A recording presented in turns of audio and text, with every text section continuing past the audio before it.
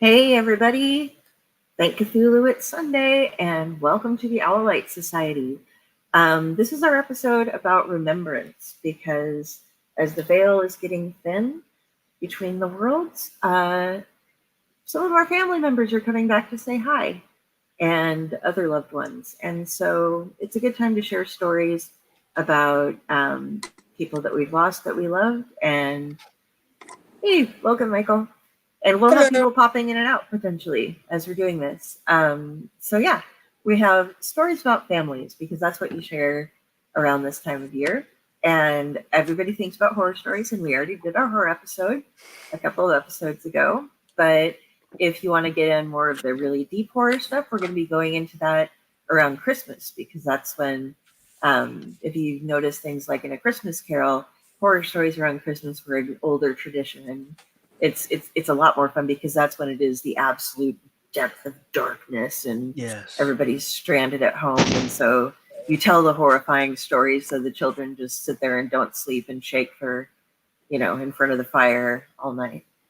But yeah, so tonight we're going to be talking about our families and our friends and those that we've lost that passed away, and general family types of things, because this is the time of year as we are heading into the darkness to also remember to be close with your families, the family members that you still have. So how's everybody doing tonight? Oh, it's been busy. I honestly almost forgot about this whole thing until Friday poked me like 2 minutes ago. Like, hey, you still coming? Technically, I poked you an hour ago just to make sure. And hi, Tom Dog. And so, yeah. Yeah, after work, I had to do grocery shopping and also had to go shopping for pants because I found out I don't have as much as I thought I did, and had to go buy a zipper for one of the pants I do have that needs repaired. So I was just running all around town. That is After no work, fun. I just got home like an hour ago and was finishing up dinner, and that's when I noticed the message. I'm like, oh no, did I miss it? Was it at 8? Well, it depends on what time zone We're you're in. happy you're finally here. Yep. Rob, Glad how to you be doing? here. I'm tired. It's the end of October, and that's my busiest time. Understandable. Until Christmas, which is my busiest time at work. So that'll be starting Me too. Yeah. I dread that time. I don't do anything. I spent yesterday sleeping at my mom's house because I sleep with the puppy there, and puppy cuddle sleep is good sleep. And Yeah. I've been having rough sleep. And my mom has a little mini half dachshund and half Jack Russell Terrier named Peanut, and Peanut's adorable. Oh, we have pictures of Peanut. I forgot. This is Peanut, and all of that hair that she's wearing ends up on me, and then it somehow grows back on her within the next couple of minutes. But when I show up, if she hears my voice and she knows I'm there, I get special howls and special excitement for getting let out of her kennel. And then she runs around and just molts all over me because she's so happy to have me there. And then we'll go and cuddle up and take a nap, and she'll sleep by me the whole time, snuggle under the blanket and cuddle up and keep me warm. So I had puppy cuddles. It was nice. Friday's muted. I don't know who's in control of the sound. I am muted because my brother-in-law picked now to take the trash across the street, and it's loud. Oh, okay. I want to make sure it wasn't an accident. Nope, it's on purpose. This is funny because my dog's name is Sage, but I call her Peanut. Because she's a good sized dog, but the other dog is an Akita. So when we got her, he was twice her size, so she looked like a peanut. And I don't know if this will show, but that's that's her face. That's mid tummy rub. Oh, Okay. She's so cute. Yeah. Now I can fully participate and be heard, I hope. We have one of those cases of, we called the dog Indiana going on because Maddie's nickname when she was growing up was Peanut, because that's what my uncle had nicknamed her when she was an itty bitty one. And then when mom finally got Peanut, she was in her 20s, and so they're like, well, let's call her Peanut now. So it's kind of the reverse of that. You're named after the dog? Yeah. In this case, the dog was named after you. That was my favorite of the Indiana Jones movies, by the way. I like that one too. That was Jenny, always how's this? funny. Sorry. What go about ahead. Jenny? I was just saying, how's everything going with you today? Pretty good. Just hanging out. Got to play with my kids, talk with my husband, SSDD. Not a bad day. Yesterday we went trick or treating and got to see the local park, the big Martin Dice Park where people go camping and everything. There were so many amazing people there.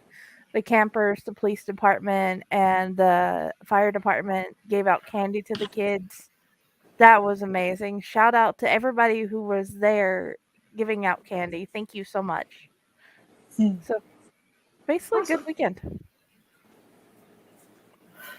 Now, did your town set up trick or treating on a specific day? Because I know they do that sometimes when Oh, Halloween's there's during the been week. so many trunk or treating and stuff all around, but they want to do it at before my mother-in-law gets off work.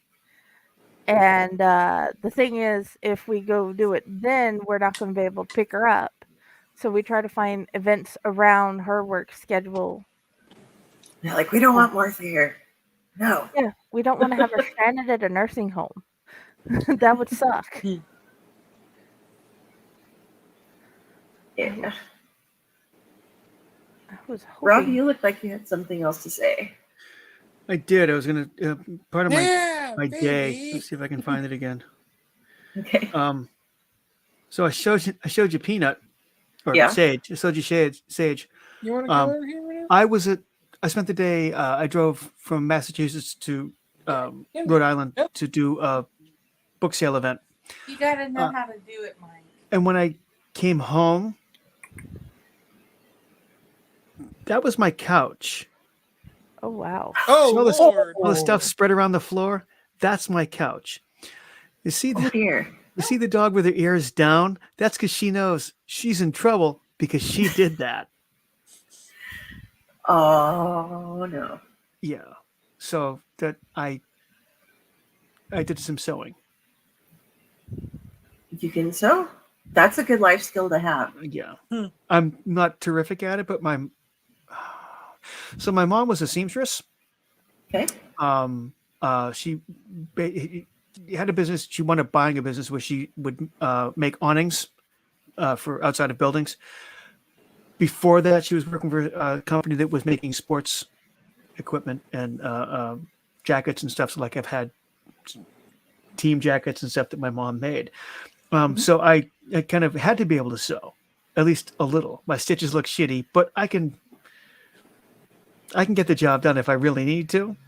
Yeah. And my dad was a carpenter and then a general contractor. So I can pretty much do everything. You can find a stud and put up awning and put in a window. Oh yeah, no, I can. I've built rooms. I've built rooms onto the house. Every major appliance in the house I've been keeping running for 20 years. My kid comes to me and he's like, "Dad, my shirt's ripped." I got it. That's my sewing kit in the junk drawer in the kitchen. Yeah. Nice. Yeah. That's family. Yeah. I can do it. It's just learned everything from my parents. Oh, that's what they're for, is to teach you everything that they know, and then hope that you learn even more. I got basic sewing from my grandma. Come over here. Like she sewed clothes, and both of them did. The one grandma made it. My grandma Bonnie, who we just recently lost, would make us the coolest May baskets, and she would get a list of every kid in our class by name, and she would make boy colors and girl colors, because this was back in the early 80s when you still did that. And so we'd get these little baskets, but they had cloth all around them, and then a lace ruffle, and then a hand sewn handle and stuff that went up over it with a bit of a ridge into it. and always full of the good candy. So like there's these other kids with, like the big solo cups that are popcorn and a couple of M&Ms. And we're like, oh yeah, ours is like going to the There house she is. that serves the giant chocolate Hi, bars. Minerva. Hi, Katie. Hi, Hi, Minerva. beautiful Minerva. Mhm. And then she'd sew us like doll clothes too. And she sewed Barbie doll Oh. clothes for her daughter. And she got us Cabbage Patch dolls and made my sister and I each matching wardrobes for our Cabbage Patch dolls. And they had to have at least 15 outfits a piece that were like the dresses and little ruffled bottoms and stuff to put on them. And she was all about doing that kind of stuff. And then my other grandma was sewing. She sewed a lot of clothes for like my mom growing up, made her prom dress and all that kind of stuff. But it was like good stuff. It wasn't like, oh, my mom made me this to wear. It was like, my mom makes some cool shit, kind of stuff. Nice. Yeah, and she would teach us all. She tried to teach all of us how to embroider, and she kept stuff from when my mom was little embroidering. And none of it, like grandma could embroider, none of us could embroider. It all just looked like shit. Like you could kind of tell what it was because there was the printing on the back of what you're supposed to be filling in, and you'd see like, that's supposed to be a bird. Wow, you don't know what you're doing at all because you're like, I'll make this one single stitch that covers up all this area, so I don't have to do 20 of them to fill in that part. My So sister can embroider. She embroiders amazing things. She made me a bat purse and made my kids special aprons with things they like panda on those big fluffy Japanese pancakes. And one is Rubble and his construction rig for Dante. And I think a dabbing unicorn for my sister. So if you want embroidering done, you talk to my sister because I suck at it. Yeah, my skills are basic. I'm not embroidering anything. yeah, I learned how to do basic stitches, and I do like one that you kind of tie a knot with every stitch that you go through for like Yeah. holding. But yeah, that's about what I can do. I can mend. I can't do anything other than mend though. I've tried and it doesn't look pretty. No, I can mend. I don't have to go out with anything hanging off me. Yeah. I'm very But basic. and I found that it sounds stupid, but dental floss is really good if you're fixing like a backpack or something like that has high tension. I did not know that. Yeah, That's it's because it's a little bit stronger than the thread is usually. It's a little bit thicker. Yeah. So if you have a backpack that you wear that has a lot of weight on it and you're stitching it, I mean, you want to be careful that it doesn't just rip out the area that you're stitching it into, but Yeah. yeah. Because then you have entirely different problems. But Oh yeah. yeah, that's one of the very few little tricks that I know is if you have to fix something that carries a lot of weight, try dental floss. It'll hold better. Good to know. That is the kind of thing that I would impress my kid with sometime later. So I'll probably use that. Yeah. Fair That'd enough. be useful. It's all for you. Thank you. Just if you work in scrubs, don't get the butter scrubs clothing. They're really soft and comfortable. The one from Uniform Advantage because they will rip constantly and you have to keep fixing them. So yeah, they're comfy, but yeah, please skip that because I hated repairing those because it's just like constant. But yeah, little tip Yeah, for anybody. I went through my like wearing the hippie style clothes phase thing because it was like I'm a Hessian metal goth girl most of the time, but sometimes when it's summer out, it's nice to just have something nice and flowy, if you're going to be where it's hot. Yeah. And all of that handmade stuff with the very lightweight material just rips instantly if they put it together in like little layers to go out. And so I do not recommend the handmade clothing unless you're a very delicate individual, and I am not. I am a falling all over the place, running into walls, just sober, accidentally, just boom, boom, boom. snagging things on stuff, and then it's like, oh, you can see your butt. Oops. Go home and like sew it all up. Hi, Shannon. Yeah. She says Hey, it's woven Shannon. too loosely. Yeah, a lot. I've had some pretty decent stuff, but anything with a really lightweight material, I can't wear it. So I'll just stick with my t-shirt. Got my Disturb shirt on right now. Yeah, She does have a point. Some clothes are just too gauzy to be sturdy. yeah, and all the little fairy angel people that are nice and flowy can get by with wearing those, and I can't. I'm destructive on clothing. I'll sit down and I'll get my foot stuck on it, and I go to stand up, and then it rips because it's trying to go up and stay on the ground at the same time, like my hair. But my hair doesn't break. It just going straight out of my head. Yeah, mine's gone. Bye bye, Rob's hair. Mine's just out of Used to control. have hair. You used to have hair? I try to minimize mine. I have enough hair for all of us. It's okay. It'll work. Yes, you have that long, beautiful hair. I cannot. Well, I could, but I really don't want to. Well, here's an odd one for you. I didn't realize this until somebody mentioned it to me when I was in my 20s. Then I actually researched it in my 30s. Everybody has a set length of hair that is all the longer that your hair will grow. And so it might be like I have a friend who he got his down to like right here, just past the shoulder, and it would not grow any further than that. So once if you're going for long hair and it reaches that length and you don't want to cut it, you don't have to, because it just stays that length the whole time, and you might trim off split ends every now and then, but your hair will never get longer than that. So That's No, odd. mine got down below my shoulders, but it didn't last. mine so far I'm past 3.5 feet now. So Damn. we'll have to Wow. see.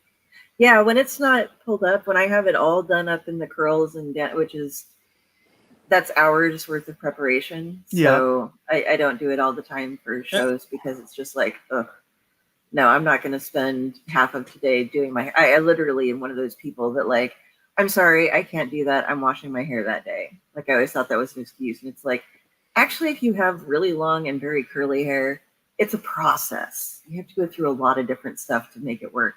Yeah. But yeah, I sit on my hair on accident. I go to like, I'll be tying my shoes, and if I'm not paying attention, I'll tie my shoes in my hair in my shoes.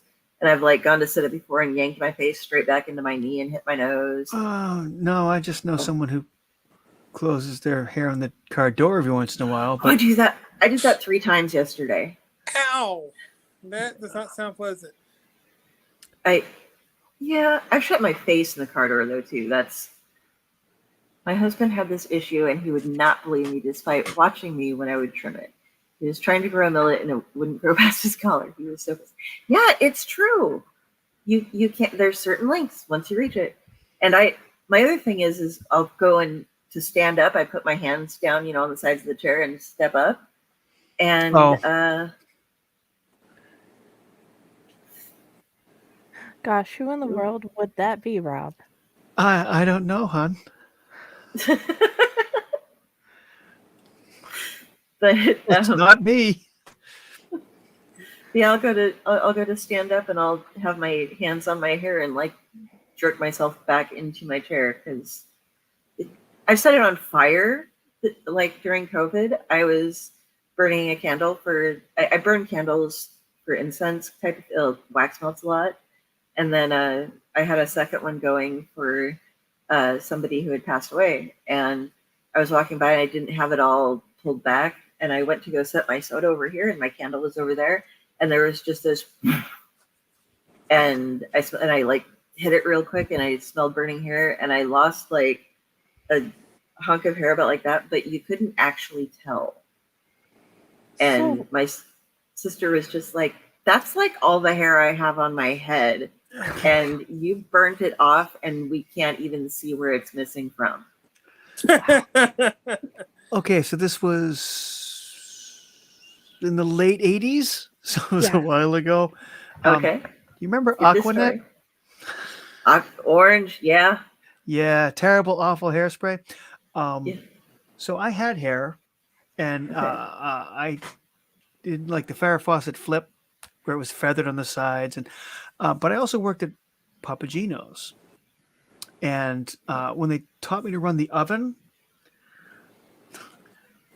the pizza oven has 4 shelves, and they work in rotation, and you're supposed to use only the shelf that's going by the door at the time.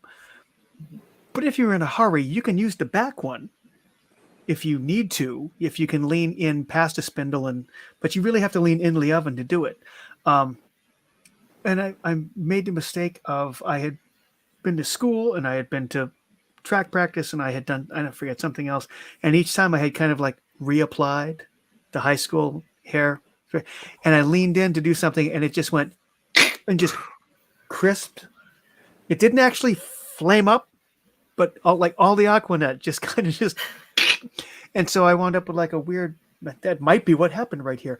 You know how you said you couldn't even tell? Oh, you could tell. It was not good. Yeah. So That sounds bad. yes. Having it. Fortunately, mine was on the side, so it was like the bottom third or so of the one side of my head. So it didn't go up here. It was down towards the bottom. But since then I've been slowly working on getting it all even again, because you can't really see, but I know it's there, you know? Yes. So it's like go in and get an inch or two so that eventually it will become even up again and I can continue. I wanted to be Crystal Gale when I was a little kid, just because I loved her hair. And then now that I know what the maintenance is like, I'm like, how in the world did you do? Like, I'm still working on the long hair, but I cannot imagine how she, like, or Rapunzel, like, you know, that's one of the like stories I'm gonna write is like, how in the hell do you keep her up in a tower with hair that's like 15 feet long? And what does she do with it? Is it just like coiled in a pile? How do you wash that shit? You just have her stick her head out when it rains, you know? Probably drip dry. My biggest concern was that I was like, what's it like to have somebody just like climbing up your hair? Is your head just like thunking against the window? And I actually went back to reread it, and even in the old form, they apparently thought of that too. So in the original version of the Grimm's fairy tale, they actually had like bars set up where she wrapped it around the bars first and then dropped it down so that it wouldn't just be her head yanking. I remember this miniseries called 10th Kingdom that it dealt with like single dad and his daughter ending up in a parallel universe that's pretty much all the fairy tales are real. And in this one situation, she ends up in Rapunzel's tower and her hair got super long. And when somebody climbed up to rescue her, it hurt. She kept saying, ow, ow, ow, ow, every time her friend tried to climb her hair to get to her. Yeah. I watched a chick at a party burn all of her mall bangs off in a blink, trying to be all cool and light her cigarette from the stove burner. Poof. Ow. It was amazing. That might have been a fire hazard. Oh yeah. My dad was fixing the truck, and he had mom start it. He had no idea how bad the damage was, apparently, and neither did she, because out of nowhere, fire comes out of the area where the steering wheel is and burns off the feathery parts of her Farrah Fawcett hair and her eyebrows. And she just dives out, and the first thing she can think of is a faceplant in the dirt to get her hair to stop burning, because her eyebrows were aflame when she came out. It was scarier for her even. How does your steering wheel start on fire? I don't know what happened. I don't know. That is scary. The whole assembly behind the steering wheel just went. That's new. I've never heard of that happening. I mean, and I like when I was still able to drive, I destroyed cars. Like I tried to treat them well, but just like weird shit would happen to my cars. My stepfather, we grew up on an acreage. Well, from about like when I was 10 on, and they bought me a 1980 Buick Skylark for my birthday one year. I'd been driving the old Mazda station wagon that had been kept in the barn for a couple of years. It had like mice in it, kind of thing. And then I got this Buick Skylark, and it was so bad. It was just so bad. It was like one of the top 10 worst made cars in the world or something like that at that point in time. And my stepdad, I was having like all these lights were coming on. I told him, and he's like, I'll fix that. And he went out, and what he did to fix it was he just disconnected all of the lights that went to the emergency thing so that they wouldn't light up anymore. And so sometimes then it also like it wouldn't show me how much gas I had. So I just always made sure I was topping it off when I would go anywhere. The speedometer didn't really work anymore because it was disconnected. That's scary. Yeah, I got home one time and my car was smoking. And so I opened it up and I burst a radiator hose because he disconnected the heating lights and stuff from it. God, that car was terrible. My first car I bought from my grandfather, and I'm positive he rooked me. It was kind of a mess. The parking brake was put in backwards, which was odd. It was supposed to press out against the sides of the brake drum. It pressed in against nothing. But I also, it was I don't remember the year, but it was a little 4-cylinder Dodge Omni, standard, 4-speed. And it looked sporty. It wasn't. But I drove it like it was, which was probably why it didn't really last very long. But it had things happen to it that I think I've mentioned before that I'm trying to go through all the different service industries and have all of them have the experts say, I've never seen that before. Like, this is a new one on me. I had the clutch cable broke, like not the cable, the pedal. Like, it wasn't like anything. The clutch stopped functioning or anything like that. The pedal just snapped. Don't know how. It just snapped. So my car, I was at work and I was basically trapped there because I can't shift the car now. Can't even start it. So I called my dad, who, this is probably where I get my penchant for Mickey Mousing things. He showed up with a few tools, loosened up the cable, and he made a clutch pedal out of a claw hammer and drove my car home until he could get a friend to order him the part and he could replace the pedal like with a real one. But yeah, my dad drove my car with a hammer.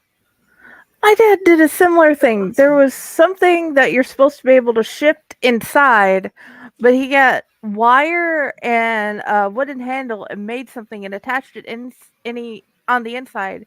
So every time he had to shift gears in the Skylark Buick just to get my grandmother to work, because he knew as long as he could get her to work, he could get help to get it fixed before he had to go back and get her. But it was like I honestly did not understand other than it had something to do with the shifting the gears or something. So yeah, I get the idea. It sounds like he made a clutch. Yeah. With a hand lever or the hand handle. Yeah. Instead of the foot. It was like, wow, I'd never seen that done before, and I still have not seen it done since. No. I miss that Skylark Buick though. My friend Scott used to have, he might still have it, shit, I don't know. It was like an early 80s Volvo, and the show is right, Volvos, they're boxy, but they're good. They will run through anything, and he would loan that car out to anybody whose car broke down. He would basically lease it to them until they could buy a better car, because nobody really wanted to drive the Volvo, but it never quit running, or it would quit running and it would be like, oh, that's because it needs a spark plug. Okay, now it's running again. But it had like the shifter was a magic 8-ball that had been stuck in there at some point because that had gotten broken off, and all these different pieces had broken off, but he'd replaced it. So it was like the weirdest car. So I think that's why nobody really wanted to keep it, because everything was so strange inside, but it all worked. And apparently you can fix a Volvo with anything. So that's fun.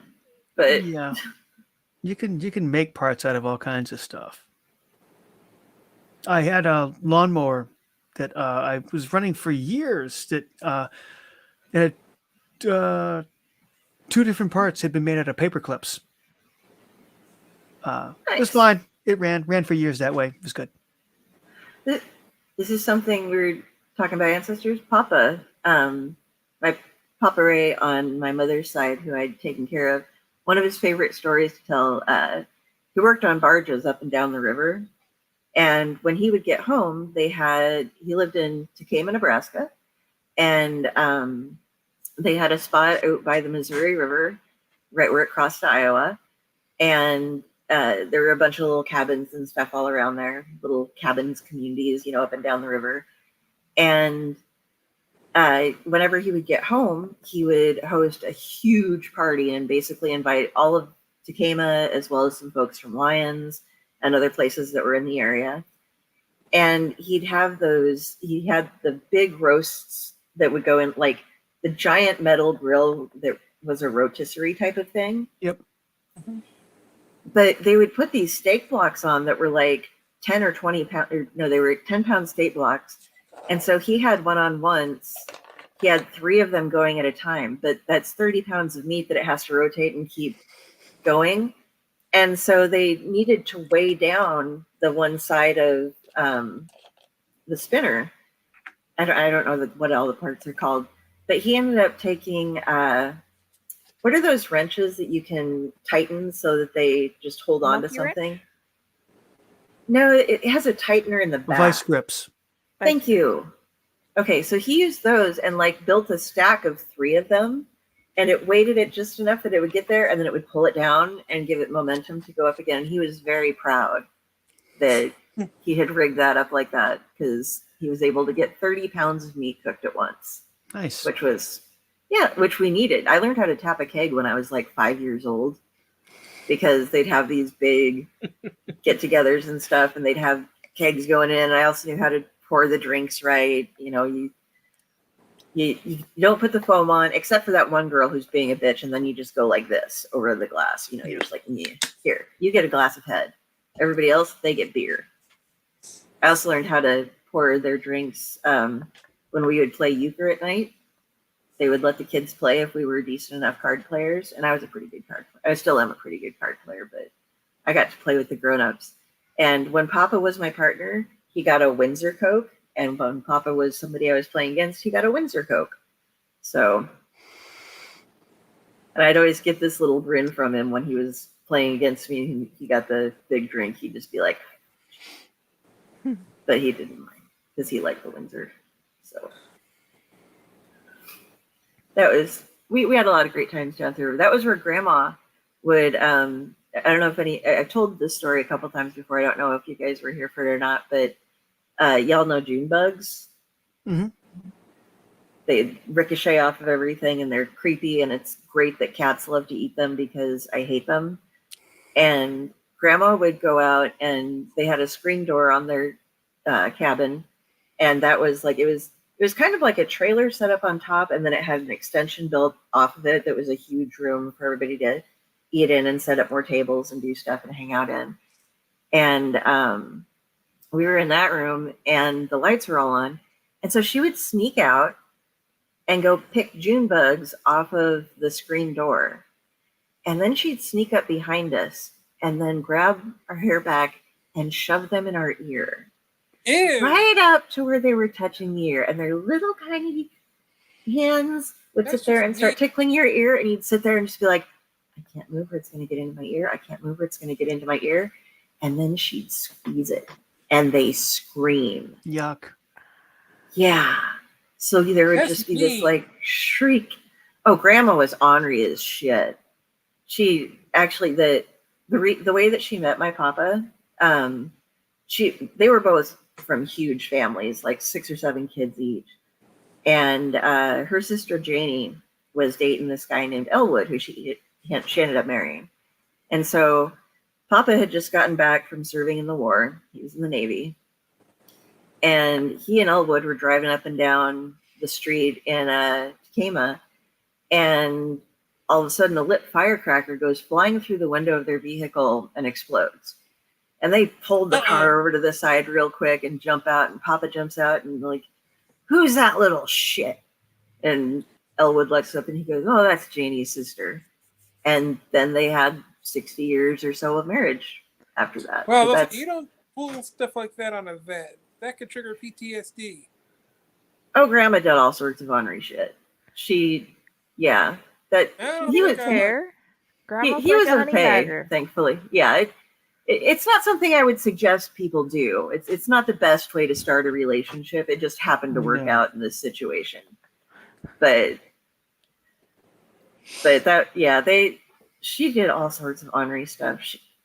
Have I told you guys the secret of the fart machine? Not me.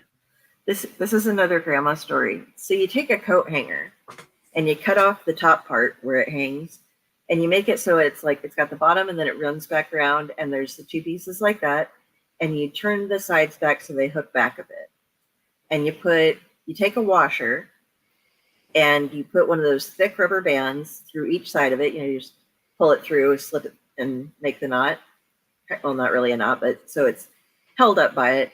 And you put those each on the end of the coat hanger, and then you twist it up so it's really tight. And then you sit down in a seat that has some sort of leather or some kind of soft, but like you can't do it on hard plastic, but any sort of leather or vinyl or whatever seat you sit on, and then you sit on it. And then if you lean up to the side a little bit, the washer starts spinning and goes, and it sounds like you're passing gas. And she would keep one of those in her purse, a little modified, smaller one that she had made. And there was a bar down in Tacoma called Ronnie's Bar, and we're still friends with Ronnie. And if ever there was somebody who was new in town that was down there, she would wait until they'd gotten up to go to the bathroom or something, and then get it all ready, and go and sit right by where they would be and have it be just on the other side. And so she'd be talking to them and just occasionally kind of lift her leg a little bit.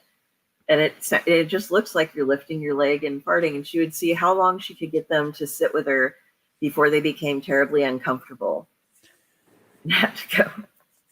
And Ronnie would just be like, Artie's at it again. That woman never felt awkward, did she? No, she never had a moment in her life where she didn't know what was going on.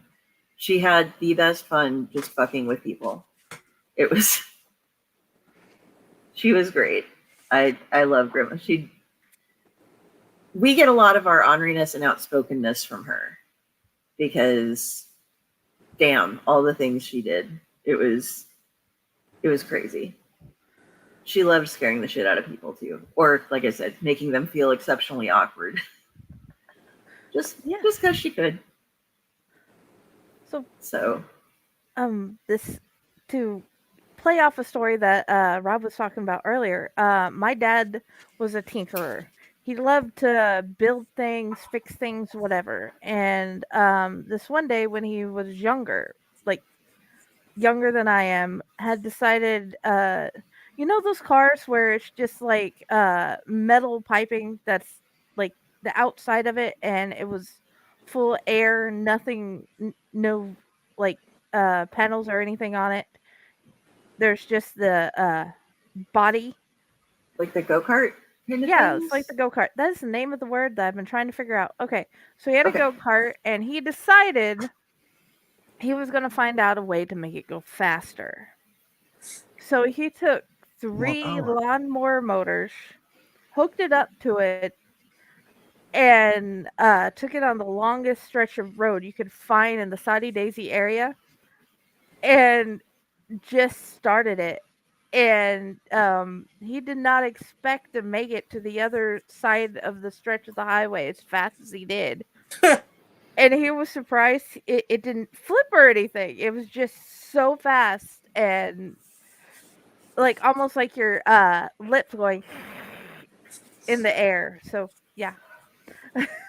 Nice. I do not recommend that. I don't either, unless But- you know how to hold the steering wheel. No. There's some jackass here in town that we have a lot of people that show off their cars over the weekends. There's like a constant parking lot thing going over on mom's side of town, and they put up all the neat cars, and they have these smaller group of European cars that show off, and there's only like 5 or 10 of those that show up here and there. But there's some little dude who, and those things can't be street legal, those little go-karts like what you're talking about. But he has one, and he's rigged it with all these flashing lights and LED strips and stuff. So he's got like what I have going down here. You can hit them and they'll go to a pattern. If they have music going, they'll blast in time with the music and be changing colors and do everything. And he has that thing rigged to the max.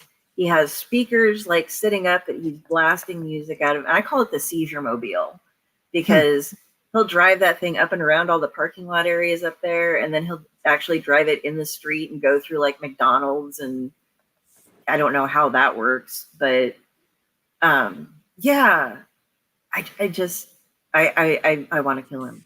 No, I don't want to. I didn't say that.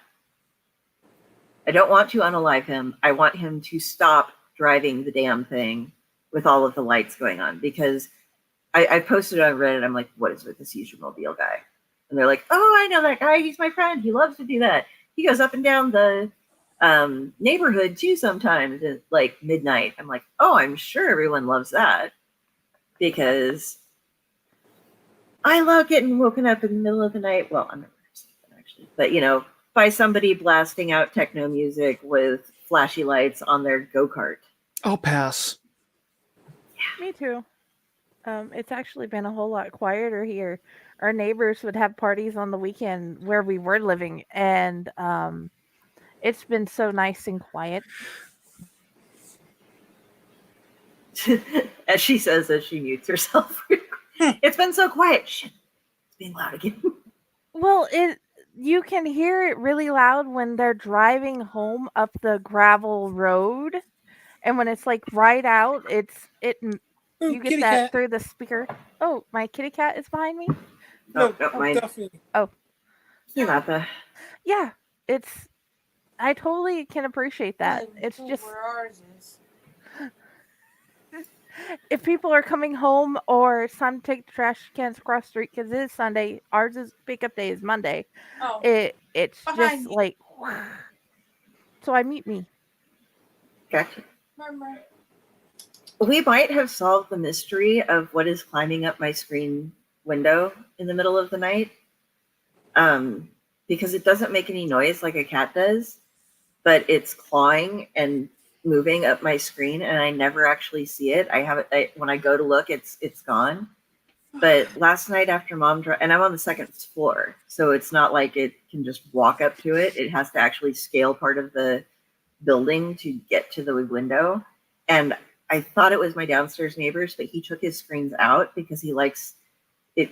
The basement apartments, like their windows are the same height as normal windows, but they start like about chest high in there. But when he opens them out, his cats jump in and out, and they get the run of the neighborhood because they're indoor-outdoor cats. So he just leaves his windows open for them. But she saw a raccoon, a very lithe young raccoon. She said it, so it wasn't like a lot of the city raccoons just eat so much trash and they're just fat and growly and stuff. But she said I think I saw it. I saw a raccoon. It was a limber one. It was a young one. It was like running around and stuff in between your place and the other side, and it was like jumped up towards the fence and things. So maybe that's what's getting up there. So I might have a raccoon climb, either that or there's just some weird spirit or something. Because like maybe it's a bat. Because like a couple of nights in a row at 3:00 in the morning, something started climbing up my window.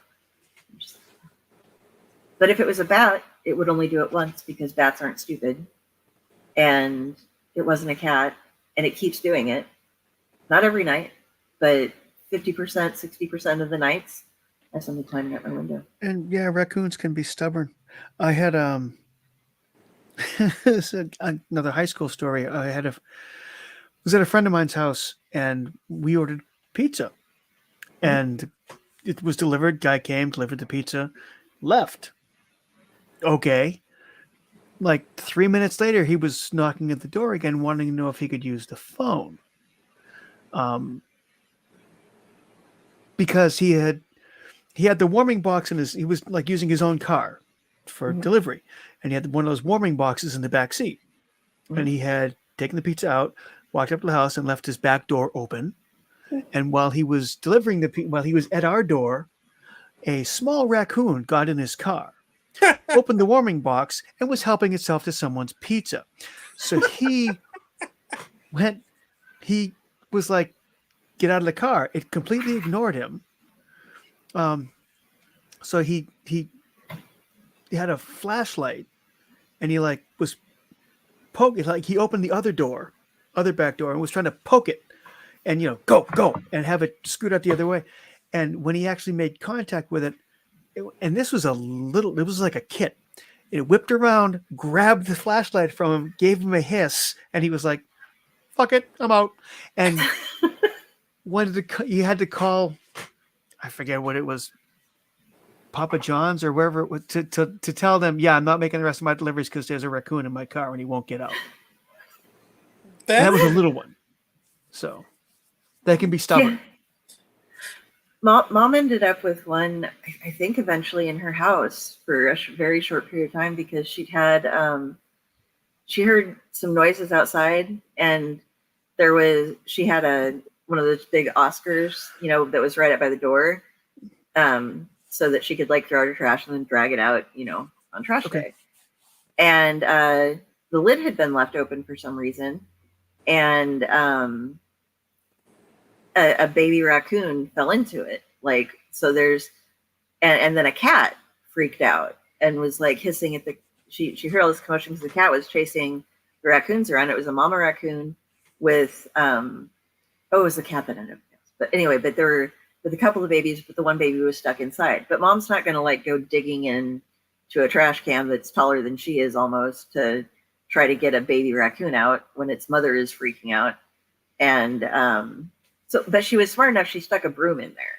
And so then it climbed up the broom handle and went to get with his mom. But she was, standing inside the door trying to get it. And then the cat came back, and it was like the cats and the raccoons were having this standoff on the little front steps area that she had, and like banging against the door. So she finally had opened the door to try to scare him off. And either one of the raccoons or the cat ended up in her house for a very short bit of time before she scooted it out too. But they were like not going to let each other be until she finally was like, "Get the hell out of here. The wrath of karma shall smite thee." Yeah. But yeah, I grew up on an acreage, and they're like, you just saw raccoons, and I didn't realize how horrible raccoons, well, not horrible, but controlling raccoons can be, I guess, would be something. Like, they trained all of our cats so that they would let them go up and eat the food. We had this weird air conditioning unit out on the back, and we'd be eating dinner, and we'd look up, and there were like a family of raccoons just staring at us. And they got so bold that we could be sitting on the patio, and they would just come up, and the cats would all run away, and the mama would let her kits eat all of the food. And then mom was like, "Well, I'm going to start, keeping the food somewhere else." And so she'd get in the garage. They could still get into the garage. We don't know how. They were able to get into the garage. So she was like, "I'll put it in a coffee can." Mom, they have opposable thumbs, so that doesn't work either. They can just take that whole can at that point. But no, they'll just open it, dump it, and eat as much as they want. But they are stubborn. You gotta They can work doors. They can open things. They can steal flashlights. Yes, and they do that hissing thing that is kind of terrifying. I'm not quite as scared of raccoons as I am of badgers, but I was chased by badgers once, and they stand up on their hind legs and run. That was something I was not expecting. Mm-hmm. I mean, I wasn't expecting badgers to begin with. Nobody ever expects badgers to just show up. Yeah, like the Spanish Inquisition. Yeah. I riding around a acreage, going around. I had a bike there. I was walking over Favorite Grove. Oh, some badgers. oh, they're mating. Oh, I'll turn around and go, oh shit, they're coming after me. I will run really, really fast. I could have joined the track club for that. I think I made the mile in a minute. So, we lived on a mountain, okay? And my sister was really young, and she didn't understand that there was a difference between a bobcat and a tomcat. She Uh-oh. thought tomcats were bobcats. So, we had the dog in the backyard, but she'd set food out on the front porch because this big black kitty would keep coming and eating it. So the worst day was when my uncle we were adopted by my Aunt Janice and Uncle David after my mom and dad had died. So my Uncle David had went outside and poor old dad had a note moment. He saw it standing there on the porch eating, so he waited and was late to work because he waited until it got done eating and walked away because he's like, "No, I'm just not playing with that cat." And my sister's like, "But it's a pretty kitty." I've been feeding it all week. We got a new That was- pet. We've been feeding it for months. Oh, shit. Yeah. So that's the type of thing. And then there's like all sorts of things you pick up, like armadillos randomly eating the stuff on your porch. It's like, but that was for the dog. And it's like, no. That If was the dog mine. wanted it, the dog could have taken me over. Yeah. Yeah. Do you guys have the giant possums or opossums or however it Yeah, is we have- that are? They're not the Mhm. cute ones like you see on TV. They're like a 30-pound rat that's Mhm. kind of running around. Yeah, those. Let's not come up to the porch though. They're more active in town. I've noticed we only had like I think one that I ever saw on the acreage, and like the dog we didn't. Our farm dogs were cocker spaniels and the like about that size of dogs. We didn't have any working dogs on the farm or the acreage. We had working cats, but no working dogs. And the cats were like kind of away from it, but the dog was trying to worry it, and it would just like it just laid there like it was dead, even though it could have totally taken the dog. But I've seen bigger ones like here in town. They will walk it. I was sitting at my mom's place a couple of different like 4 occupations ago, and I watched the neighboring apartment building, like somebody had opened the door and went in, and the door is one of those that doesn't slam shut, it kind of slowly closes. Yep. And a possum that was at least 20 pounds just wandered into their building, and I was like, that is going to be so much fun for someone. Like, I'm not No. even going to spoil it. I'm having my cigarette here just going, oh, I hope they turn around. And they didn't notice it apparently, so I don't know. I've removed bats from people's apartments, but I've never had to remove an opossum. Is it opossum? Is that how you say it? Well, we say possums, but it's spelled opossum. I One say moment. possum. Okay. My cat is obsessed with garter snakes lately. He keeps catching them, coiling them up into his mouth, and tries to bring them inside. And then they wonder why they sort of just get stomped and killed if we can't catch the. There's only been twice we haven't been able to catch the cat in time. But it's like, I don't see them in the yard anywhere where the kids are playing. I don't. But he keeps finding them and thinking they're great, wonderful things to come inside and play with. I was the one who played with the garter snakes at work. I didn't know my stepdad was scared of snakes until once I found like I literally wasn't looking where I was going and stepped in like a pile of them where they were all out sunning and probably mating or something. And there had to be 20, 30 of them. And so I went and got this giant bucket and I just was scooping them up and putting them in this bucket. And so I had like this huge thing of snakes, and my stepdad came home and I'm like, look what I got. And he was just like, ah, and just like ran and went into the house. And then they're just like from the door, dump those things out. Take them down to the bottom of the hill first and dump those things out. And don't you ever catch snakes again. But they're fun. They're my friends. I was going to go catch some crickets or something. And like I could keep 20 snakes in a bucket. Bad idea. I wasn't always the smartest kid. It you know. Well, I think it might be harder than having a basement full of iguanas. My Uncle Joe had done quite well with those things. Have no idea why he needed so many, but he loved them. We only had one. Singular. She was 4.5 feet long and free roamed the apartment. So Cool. Cute. cool until Christmas time, and she was fascinated with climbing the tree. Was too heavy and would tip the tree, and then would How is she supposed to understand? She can't do that. no. So that's when we started getting like the tabletop tree, like the little Charlie Brown 4 foot tall tree that you can put on the top of the dining room table because she could see it, couldn't get to it because she couldn't get a grip on the table legs to get up. So she would just circle the table trying to get up there. No. Can you potty train an iguana? No. Okay. So it's kind of like having a cat. They just randomly puke everywhere. You have to like watch where you're watching. No. So horrifying, slightly horrifying iguana story. So if you have a reptile that free roams, no, they don't think like mammals do. Yeah.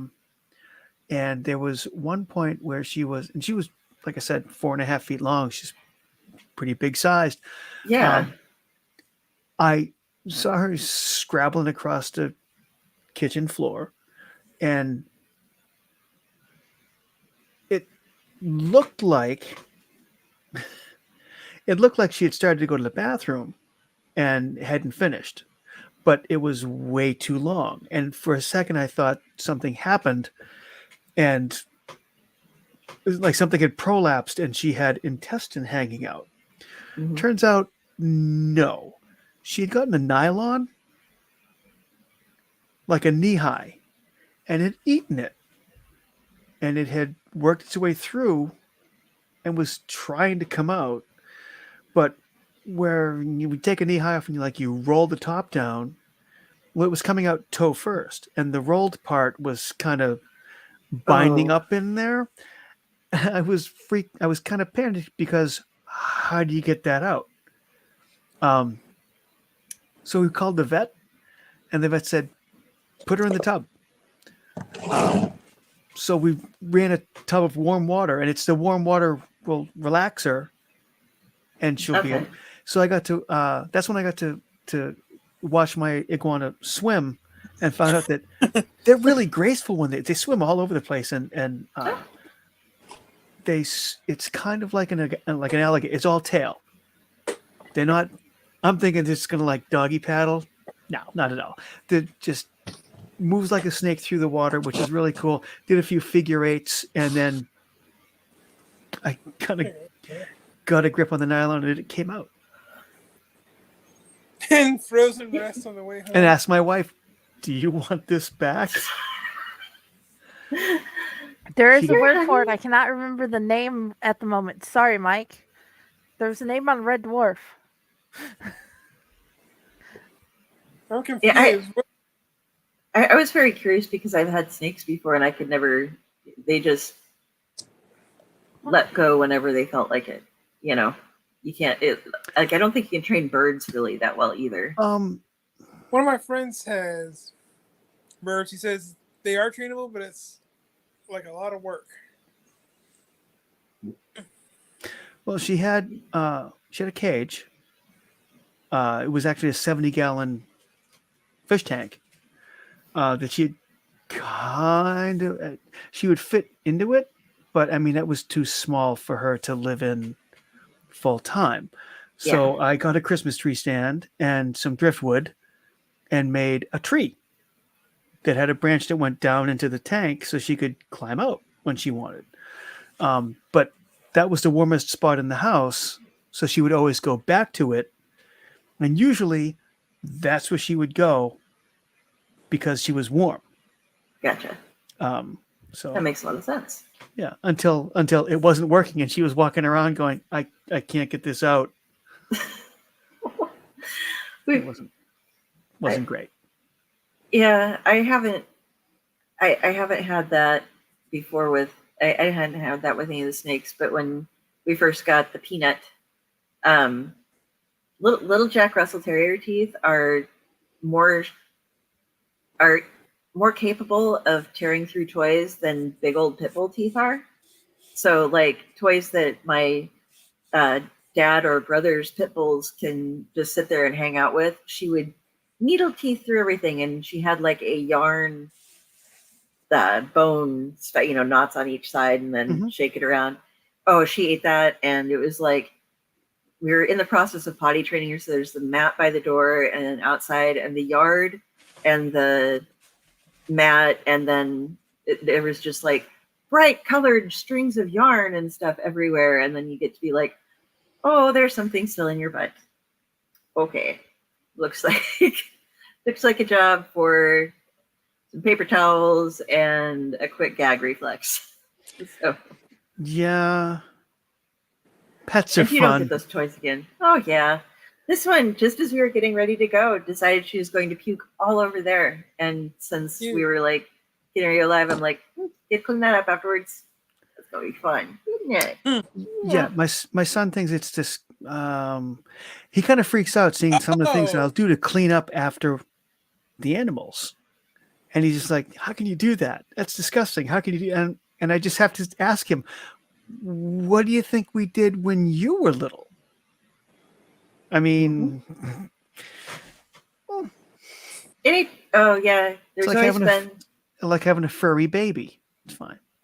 Yeah, you talk to the kid. You puked all over me. You peed on me when I was changing your diaper. Oh, yeah. There was at least 7 times where there was shit that went up your back, because that's what happens with babies. Yes. And the most fun is when it's in the middle of a grocery store. Ew. Yeah, I'd hate to be the people who have to deal with stuff like that, because I know that some parents will just, oh, I'm just going to leave this for them. But yeah. No, well, I usually made sure she was fully covered, so it didn't leave her clothing. But there are parents that will just like, oh, I'm not going to deal with any of the mess that was made here. I'll just. No, I would wipe down the buggy afterwards, because that's just gross. But it's like, wow. And to go with the thing I did to Mike, it was not insulting. It was A, your story was epic. And B, Okay, my yeah, dad it would tell confused me me at so first, many stories of what we were doing. Like we were in a spick of dirt and under a giant's fingernail, and that's where our universe was. We were part of an ash on a alien cigarette. We were in suspended rest going somewhere, anywhere in the galaxy. It was endless and it's like random. So when you wrote that story, I'm like, hey, my dad used to tell us stuff like this. Really? We never got too deeply philosophical. We read science fiction constantly. If he wanted to teach us a lesson that he didn't know how to articulate, he'd have us read a book or a story, and then we'd talk about it afterwards. And it's like, what did you learn from that? And it's like, I was supposed to have learned something, so I have to figure out what I was supposed to have learned real quick. The whole world is this. First story for that genre, Horton Hears a Who. A microscopic civilization on a speck of dust on the top of a flower. Do you remember that? That's Dr. cool. Seuss story. There was this one show on HBO where it started out with a robot. You went through the robot's belly button, and then at the very end of the opening, you were inside of a popcorn kernel that was just popped. All the different That worlds. might have just been an HBO ad itself from that show. It could have been. It was something. I just know I saw one. it a whole lot. HBO used to have these epic ads before whatever movie was going on starts. Yeah, you were a speck of dust on the floor being vacuumed up. So yeah. Terry Pratchett has a great one about that. Yes. On the back of an elephant, well, the disc on the back of an elephant on turtle. It's Yeah, but the his world first supported by 4 elephants, which is supported by a gigantic sea turtle swimming through space. That's Great all Yeah, from that's Atuan. Indian better. mythology. The Great Atuan. Yes. That's And based the on fifth Indian elephant mythology crashed too. into there. But before that, he wrote The Carpet People when he was very young. And there's like a dot at the very beginning of the book, and it's like, this is how big this entire place where this story takes place is for our perspective. Mm-hmm. And there's people living in the carpet and all these different civilizations, and they have like different, as people move through different colors of areas or the wilder parts or things, and there's like the great nothing that will come and suck things up. So it's like their lives are threatened every now and then by the vacuum, basically. And so they all try to hide and like, but there's like all these warring factions and stuff to get into the best, safest places of the carpet. And it's utterly amazing. And he hated it at first. He wrote it when he was really young, and then he ended up reprinting it and was going to change it and decided to leave it pretty much how it was. But it's a great story still, I think. I'm all about Terry Pratchett though. I think I might have that somewhere, but I haven't read it yet. You'll love it. It's beautiful. That and the Bromeliad trilogy I thought were really good as well. I started raising bromeliads after that, and bromeliads are really easy to grow, by the way. If anybody is into gardening houseplants and wants something that is not going to die on you right away, as long as you aren't buying it from some place that forces their plants to get to a certain point, you can grow bromeliads and they pup.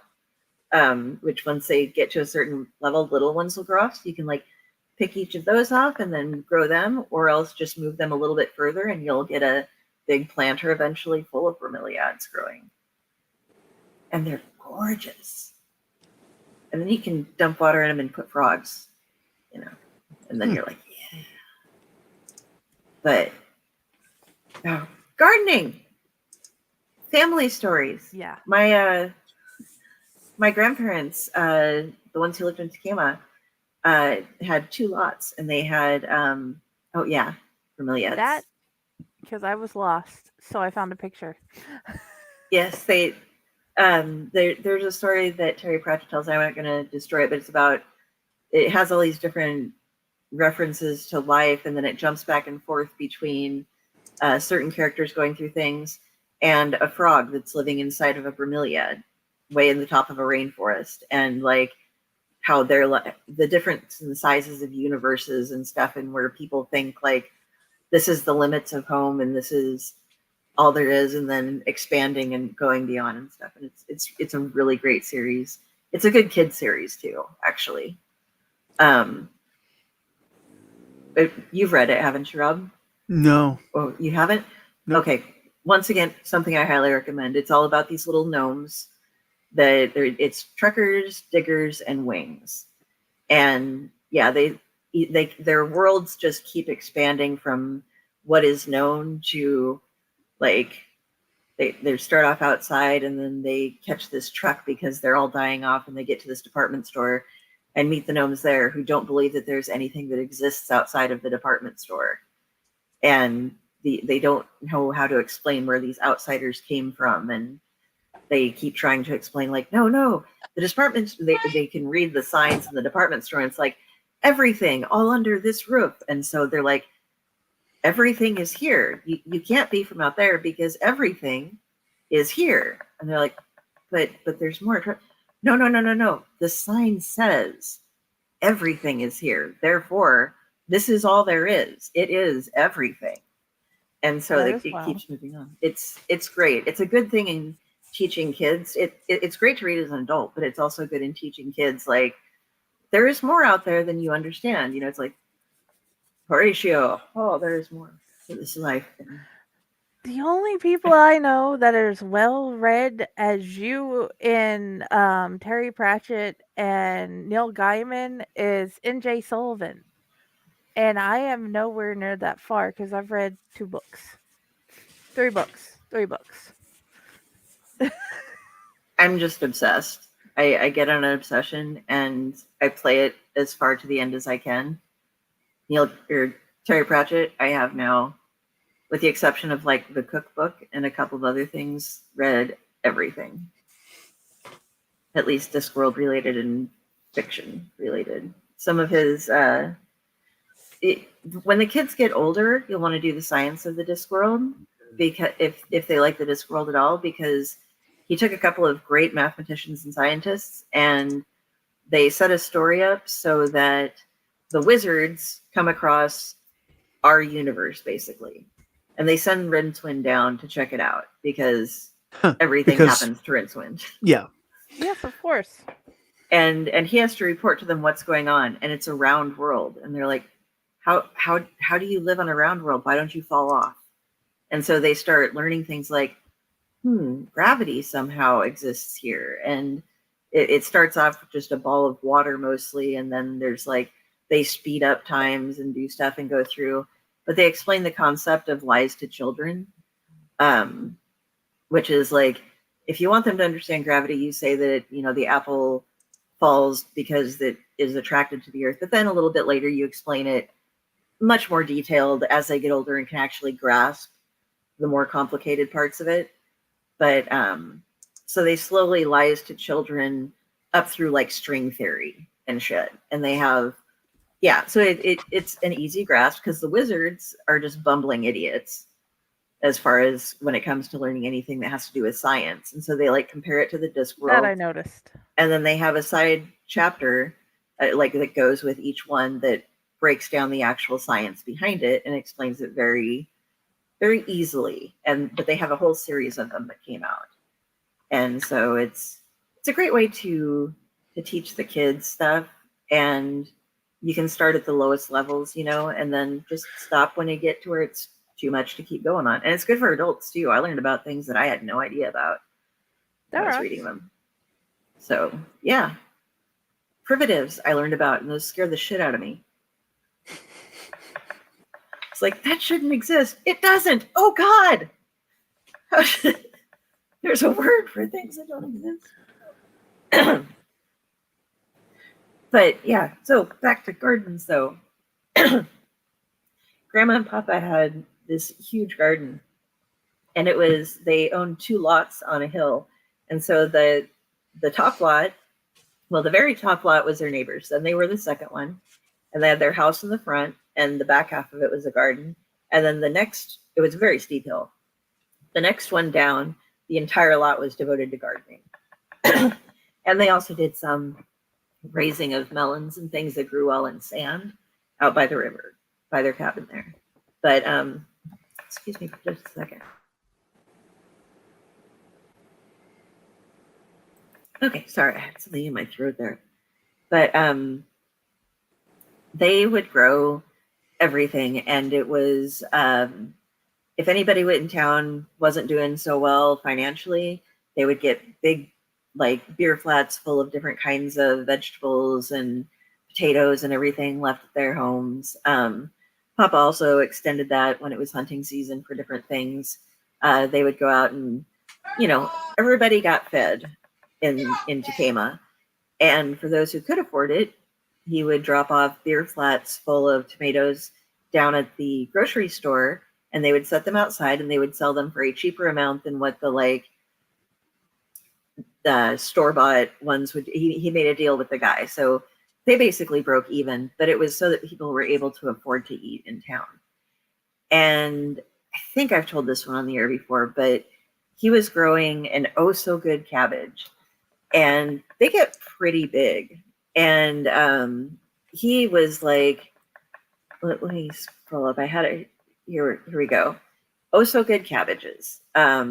He picked one of them, and he measured it and weighed it, and then he took it down to a local bar called Wheeler's, and that Wheeler's was right down at the bottom of the hill, straight across the street from him. It was like Hill, Bank, Wheeler's across the street. And good old Ralph Jackson asked Papa how big it was, and he told him it was 52 inches. And Ralph takes off his belt and goes to put it around, and it doesn't meet up on the other end. And so he went ahead and bought the entire bar around. And they were like, well, you never said that. He's like, I told myself I would. How much does it weigh? And he said it was 22 pounds. And this is a single cabbage. So they got into a discussion about the weather and stuff. And old Pat Johnson was sitting there, and he's the one who'd asked me how much it weighed. And they were like, what are you worried about, Pat? A tornado or something? He's like, hell no. I'm worried about there being some sort of wind and knocking one of those cabbages down the hill. It's going to take out my car. So he actually made it in the newspaper with his garden at one point because the That is World awesome. Herald was in town, and it's a big Omaha paper, and they were interviewing somebody, and they said, who's got that garden up there? And they said, if you want to see a garden, you go up and you check out Ray Barger's place because he's got the best garden. He didn't just make it in for the 22-pound cabbage. No, that was just something he went to show the guys down at the bar. I mean, those weren't even like the largest ones. It was just that one was a big one, and it was a nice one. So he was like, oh, I'll take this down. So yeah, something over 52 inches in diameter, weighing 22 pounds. Those are the things that you just go, wow. But I remember sitting there and going up to Grandma and Grandpa's to eat, and there was always a thing of green onions on the table, a glass full of water stuffed full of green onions that were pulled out, always fresh tomatoes sliced and stuff. And we got to, when I was getting older, we'd have habanero pepper omelets because he'd grow cilantro and then 3 different kinds of peppers. And he loved habaneros, and that's back when I could eat them. I have a weird reaction towards jalapenos and habaneros and stuff right now. It's I can't remember what it's called. One of the things in it, the way it is prepared. But yeah, he also made it in the paper because he once was out hunting with some friends and went to reload his shotgun and loaded it with a roll of Rolaids. But they're about the same size as a shell. They were both in his pocket. Wow. Yeah. So somebody had to write in and tease him about that when they had been going. But yeah, those two were awesome. I love, well, both sets of my grandparents were awesome. These were the more active, like Grandma's out bowling and doing stuff, and my other grandparents, Papa Joyce was a farmer, and then Grandma worked when she could at different places, and was able to put my aunt through college, and she and my dad went through college too, of course, but I think it was like Papa was able to put Dad through college, Grandma worked to put my Aunt Joni through college, and my middle aunt, the middle child, my Aunt Jackie, had Down syndrome. And this was back in the days when you were at the hospital, they were like, now we can recommend some institutions for you, and that's what most people do. And Grandma was like, no, this is my child. No, I'm not doing anything like that. And so Jackie lived with them her whole life until the last couple of years. She was over 50 years old. She's the same age as my mom. And but they were so awesome with her. She got to go to country school, and one of the instructors there helped her out, and the high schools turned her away, but she at least got up her math and her reading and writing, and then Grandma taught her the rest that she could pick up at home. She loved to dance. She loved oh my God, she loved Elvis, everything. She had every Elvis movie ever, but she was very strict on a schedule. And so Jackie would always sit in a different spot each day, depending on which day of the week it was. There was a spot that was hers, and she had a little television that they got her so that she could watch television with them if they had different shows they were going to watch. But she wasn't able to do a lot of different things in life, but she was able to read. They got her a bunch of Star Trek books and stuff like that were her favorite things to read. She had the adult tricycle type of things, and had a pedometer on it. And I can't remember how many miles she put on that thing, but it was thousands of miles. She'd ride up and down the lane, and they'd put a little turnaround spot at the end of so you didn't have to go into the actual road. It went around the mailbox. And because Papa was a Freemason, he was able to, and I'm sure he could have if he wasn't, but he was able to get a hold of a Shriner car. And so Jackie had the little yellow car so she could drive. So she would drive up and down. And as kids, we'd go and Grandma and Papa give us rides up and down the lane. And just so many fun things. She also learned how to do some crafting and stuff. She loved to give us latch hooks and pillows and stuff that she had handmade. And she would sell blankets and things like that she had made that were really nice at like the different shops in town, so that she would have her own money if she wanted, that wasn't like the Social Security stuff, so that she could buy things. And they were just, it was such a great close family unit there. And when Papa was finally ready to retire from farming and Jackie started needing more care than they could provide at home, they moved into a town over kind of further past my dad's, but kind of by where my aunt was living, so that she could go into a nursing home and then they could have a house there. But they spent, up until she passed, after breakfast, they would go spend the whole day with her, leave for a while so she could have a nap after lunch, go stay with her until dinner, and then go home. And so it was, that side of the family taught us a lot about love and taking care of family. The other grandparents taught about taking care of everybody. And it wasn't that either was more emphatic on the other or whatever, but we learned a lot about taking care of people and not letting anybody tell you like, oh, your kids just, they aren't going to make, no, we're going to do as much as we can. And guess what? She moved a lot further in life than, it's one of those things. If they would have put her into an institution, I can't imagine what life would have been like, because Jackie was one of the just main lights of our lives when we go to her. One thing about Jackie, she was brutally honest. She was always happy and she loved everybody. But like at Christmas time, if you were giving out gifts, she got something and she didn't care for it. She'd just be like, here, Joni, and toss it to my other hand. Like, you can have it. I don't want it. It was like, okay, fair enough.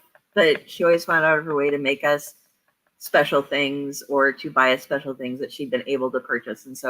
And she knew us really well. So it wasn't just like, oh, I got the weird thing from my aunt. It was like, oh, wow, this is something I'll use or that I will display somewhere and stuff. So that was, I love it. And my grandma would always do Christmas really big. Like, this is the grandma I just had to say goodbye to a little bit ago. And I swear she believed in Santa, or if she didn't, she had some belief in like the Christmas spirit, because everything at her house around Christmas time became magical, and she did all the ornaments. And Jackie had Star Trek and Elvis ones that would sing and dance or make little noises. And we always have the big table put out. And we were a Swedish family, so you have the potato sausage, Swedish rye bread, pickled herring, and we even tried ustakaka once, just once, never again. But once, Johnny, tastes like how it sounds. Because it was made traditionally, which includes like sitting it out, and it has to just sit either buried or like in a dark place in a jar for a couple of days to let things advance. Like, they've advanced things since then. It can mature. You can just cook it. You don't have to let it sit in a jar, but okay. But she just always had, was super right. She'd serve everybody, and I swear I don't know if she ever even ate herself. But after everything would get taken down, we'd all go sit and take our naps around the house before opening gift time. And my grandma was the super anal retentive type that, like, when we were staying with her as kids, you'd wake up in the morning and you'd hear somebody, and you'd get up, go down to go to the bathroom with her. And by the time you got done going to the bathroom, grandma would be standing in the spare room ironing your clothes, your play clothes, to go out. I swear she'd iron the underwear, like, here's your play clothes, all nice and crisp. And so we'd get those on. But she was very OCD about things. Her sinks were always cleaned out. I don't think she would wash things in the sink so that there wouldn't be any nicks or dents from anything touching the sink. But my dad is similar. And there was one time I remember so well that was just hysterical, where we're sitting there, everybody's relaxing after dinner, and my dad comes walking out, and he gets into the middle of the room, and stops. He's like looking all over. And he looks over at the back, and there's a picture hanging on the wall with one of those ones with a bunch of different pictures in the big frame. And he adjusts it about quarter to half an inch. Then he moves on his way and goes and lays down on the couch to go to sleep. Well, Grandma, about 20 minutes later, finishes doing the dishes and getting everything put away and comes walking out in the room, and almost on the exact same spot, stops dead in her tracks, starts looking around the room, walks over to the exact same picture and adjusts it back to where she. So that was Grandma Bonnie. She was all of that. And she loved to read to us, and she told us all about the mystery family was something she made up on a whim, and they'd give us stories and little notes, and I swear we'd see them as they hid on the farm and would just like to watch us play and stuff, which sounds creepy now, but at the time it was fun. They were just, fun little family. But that's where I got a lot of storytelling from, was both of my grandmas. So sorry, So, I'm That's totally fine. derailing. Nope.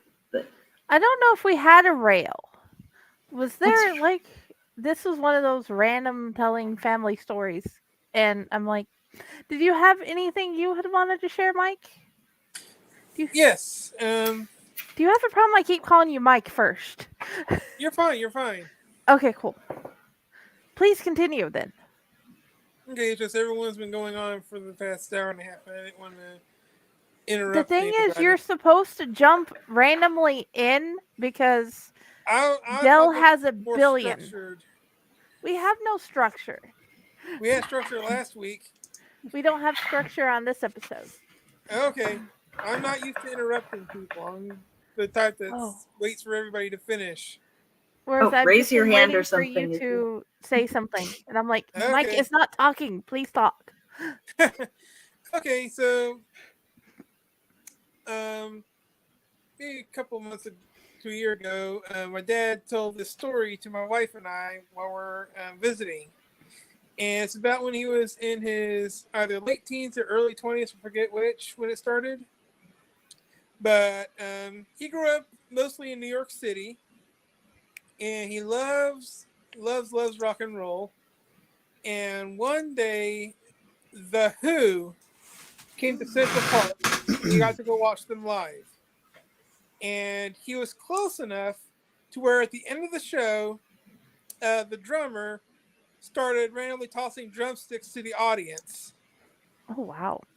And he managed to grab one for himself and one for one of his friends that went with him. And like for a moment there, he pretended like he only had one, like he lost the other one, so if he was messing with his friend for a little bit.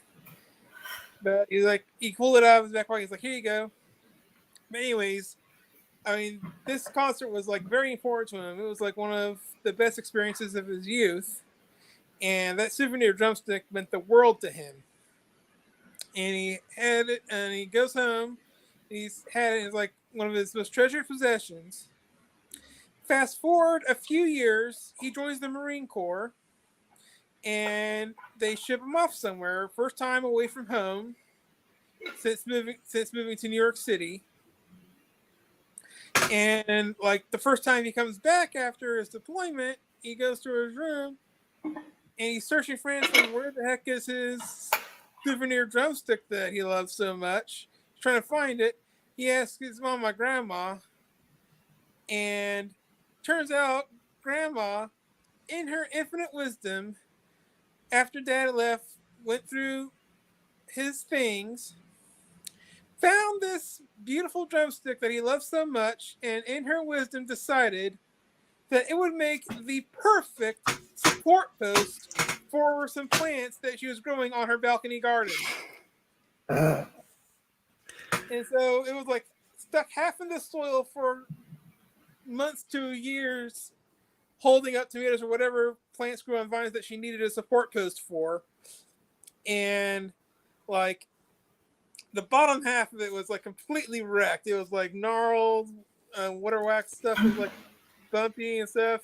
Like the top part's still fine. And like, but it's like his grandma, like, how can you get mad at grandma? Like she was trying to do something. And it's like it like that was his favorite drumstick, and it got ruined. And he Was, still was has this. He still has it to this day, though. He showed it to us. Like half of it was like all warped and messed up because it was stuck in the soil for ages. That is wow. is it a Keith Moon drumstick? Were there like Keith Moon tomatoes going on? I don't remember, but yeah, he loved that thing, and it was like all messed up because Grandma was like, I could use something like this in my garden. Nice.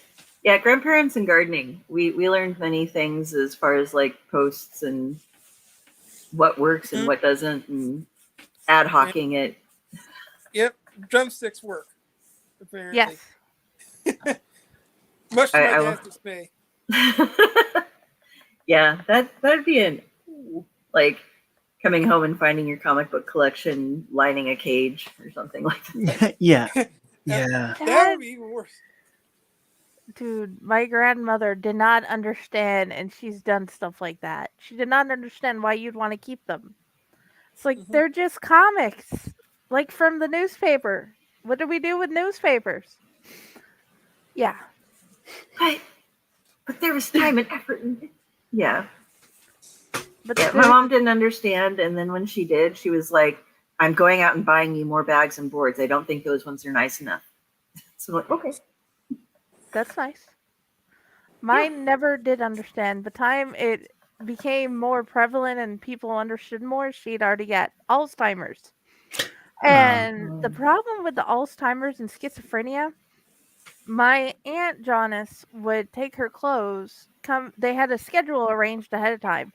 She'd take her clothes, take them home, wash them, bring them back, get them put away. Thing is, the time I was like 13, it had got so bad and scrambled due to the Alzheimer's that she was walking around the loop around the neighborhood with a rifle trying to find the dirty clothes thieves. Ooh.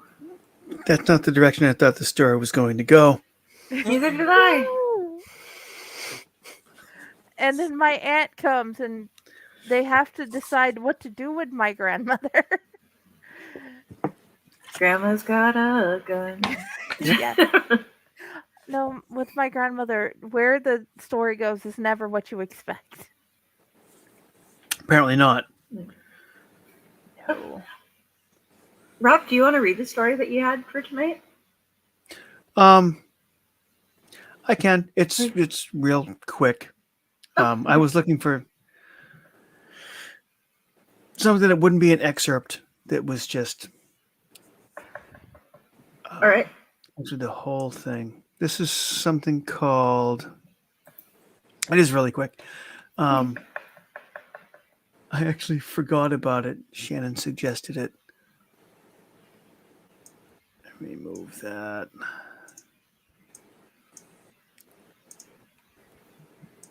I need to get to it. There. All right.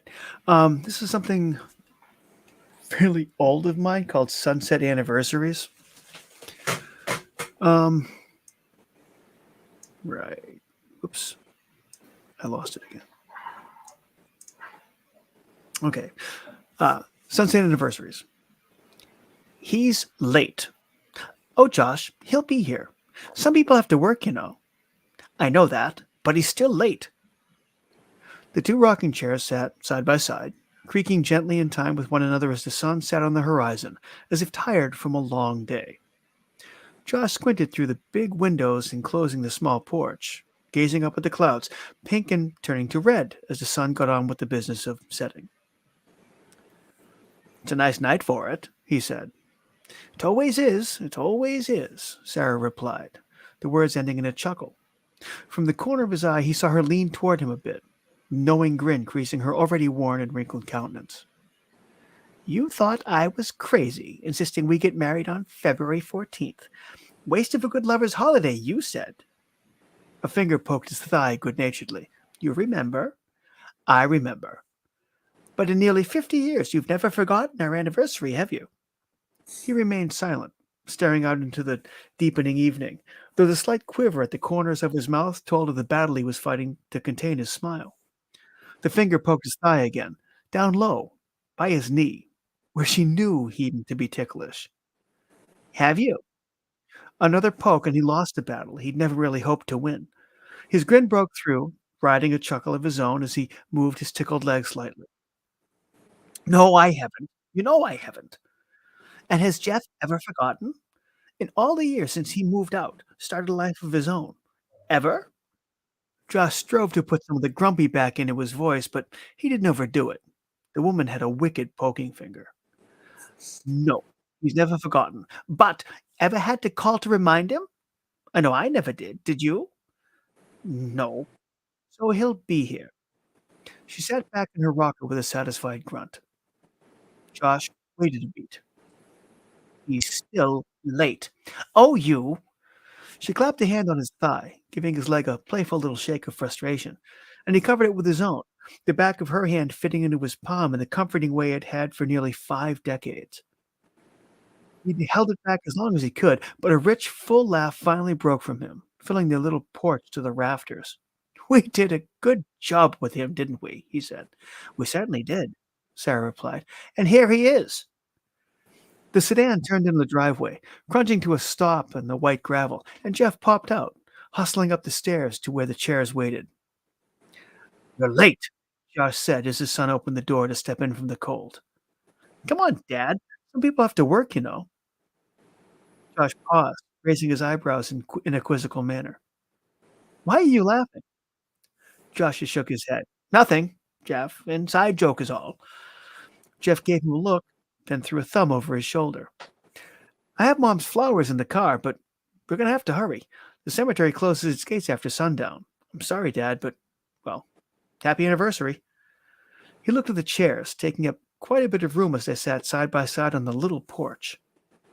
You know, Dad, it's been almost 10 years. You want me to move Mom's chair up into the attic and out of your way? Don't you think it's time? Josh looked at the empty chair beside him as he levered himself creakily to his feet. Once he was standing, he reached out to place a hand on the armrest of the vacant chair, stroking it lovingly. Not yet, son.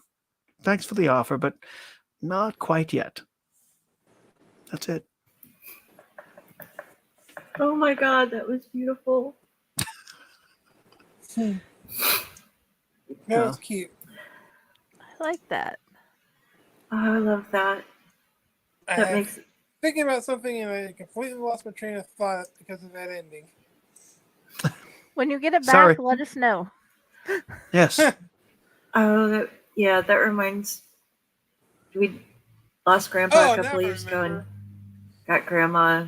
Just went back, and it was just went back, just passed on. That it was one of those like she's back with Papa now sort of things. Yes. So yeah, I I'm sorry, chose Mike. to marry my wife on January 2nd, specifically so it would be a day that I wouldn't forget because it's the day after New Year's. That's what I forgot. That's what I was That thinking. works. We got married on his grandmother's birthday.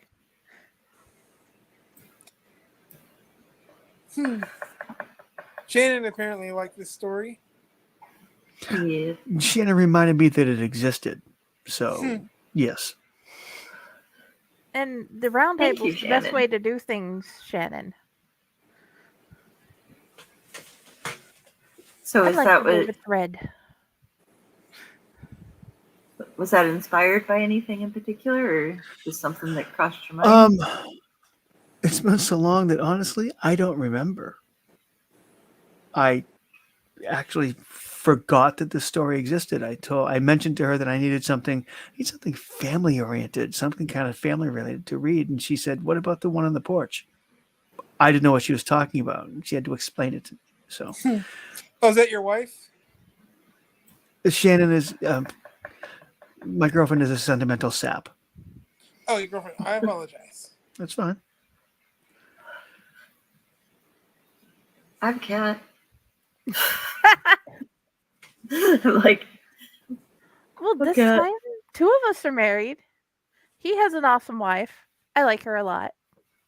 I haven't got to know much about Rob's girlfriend, and, well, we all love your cat, Del.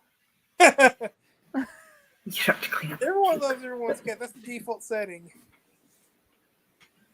Well, it's not like I have gotten to talk to her. She's always been nice online. Okay. And she's from Nebraska, so she has You know, to be just awesome. random thought. Since October is almost over, is anybody going to try to tackle Nano? Oh, Trying. I know Raz is. Raz has won every year he's done it.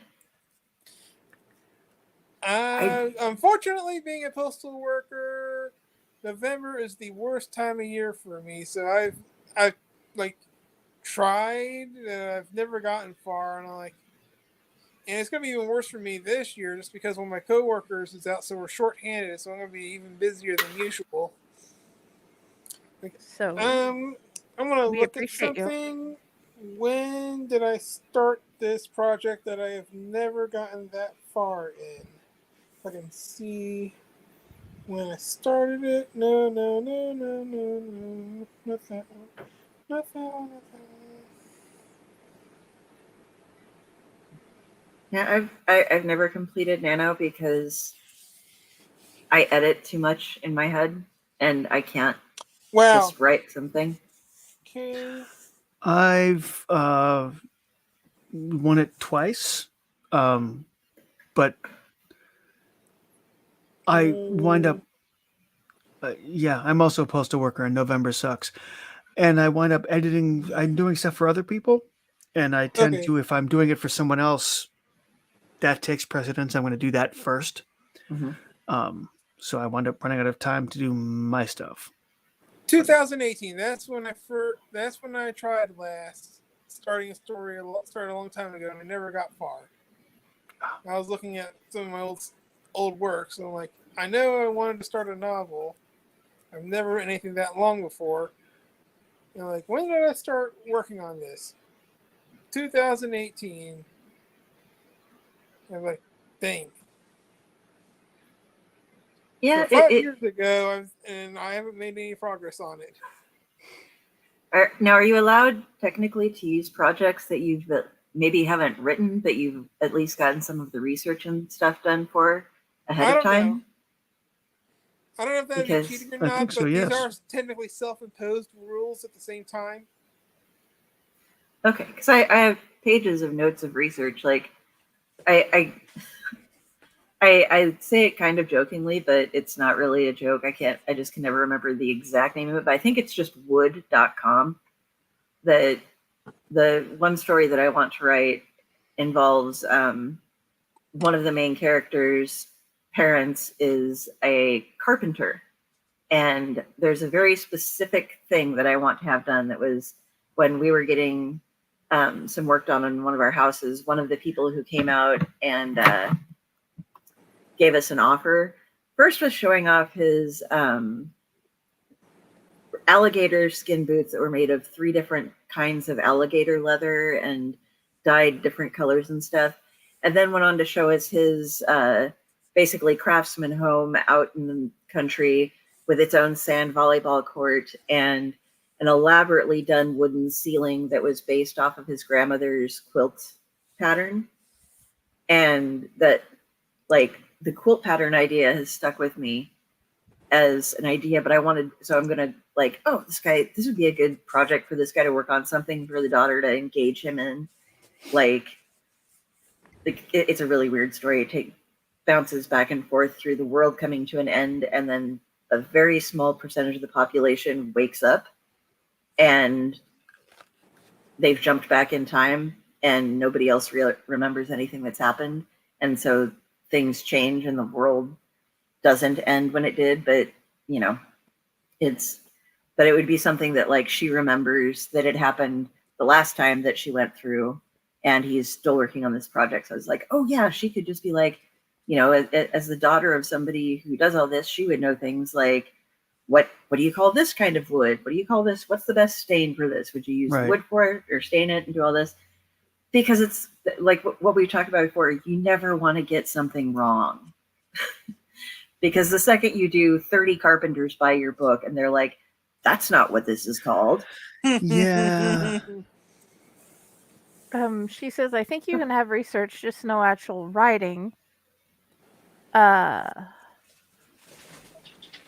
she was going to do nano unofficially with Rob one year as a lark, Hashtag and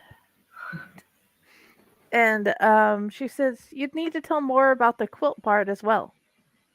Okay. I will send you something afterwards about how I want to do it. Like I have all these notes on like, okay, I'm using this type of wood and these cuts of things with this particular stain. And I'm like I'm going through quilt patterns to find them so that I can actually I mean, I'm not going to be putting a picture in there, but I want to describe it a little bit. I get too hung up on ideas that I don't realize that I can do other things. Like with something like that, you'd have to do it in sections. Get it all glued together and put together the way you'd want it, and then start attaching it to the ceiling. Because with those type of patterns, if you're using different colors of wood with different shades of wood color, it would have to be done in smaller sections, and you'd have to look up definitely which wood types would give you those colors and the grain. yeah, there's some gray walnut involved, some cherry wood stuff, deep mahogany, and oh, awesome! Thank you. I probably will. But yeah, and then it was like, okay, so then if you do that, I'm gonna have to talk to somebody else and be like, I might be able to check with Maddie. She did some interior design classes and stuff. Like, okay, so what would you decorate? You know, what wood would you use for the flooring of the room or for the walls and the trim and stuff of the room to go with it? Because you don't want to over highlight. And I know nothing about stuff like that. I just know that I want this quilt thing to happen. It's like, have you barn quilts? Yes. Okay. This is awesome. This is what I was just like. Also, did you? Oh, she just wrote it. Yeah, I've seen these, particularly in Iowa. I noticed you drive through different sections of the countryside, and the barns have these huge blocks on the doors or on the sides that are like the family quilt pattern, and it's just really cool to look at. It's like, holy shit, you spent a long time doing that, but it is very cool to see.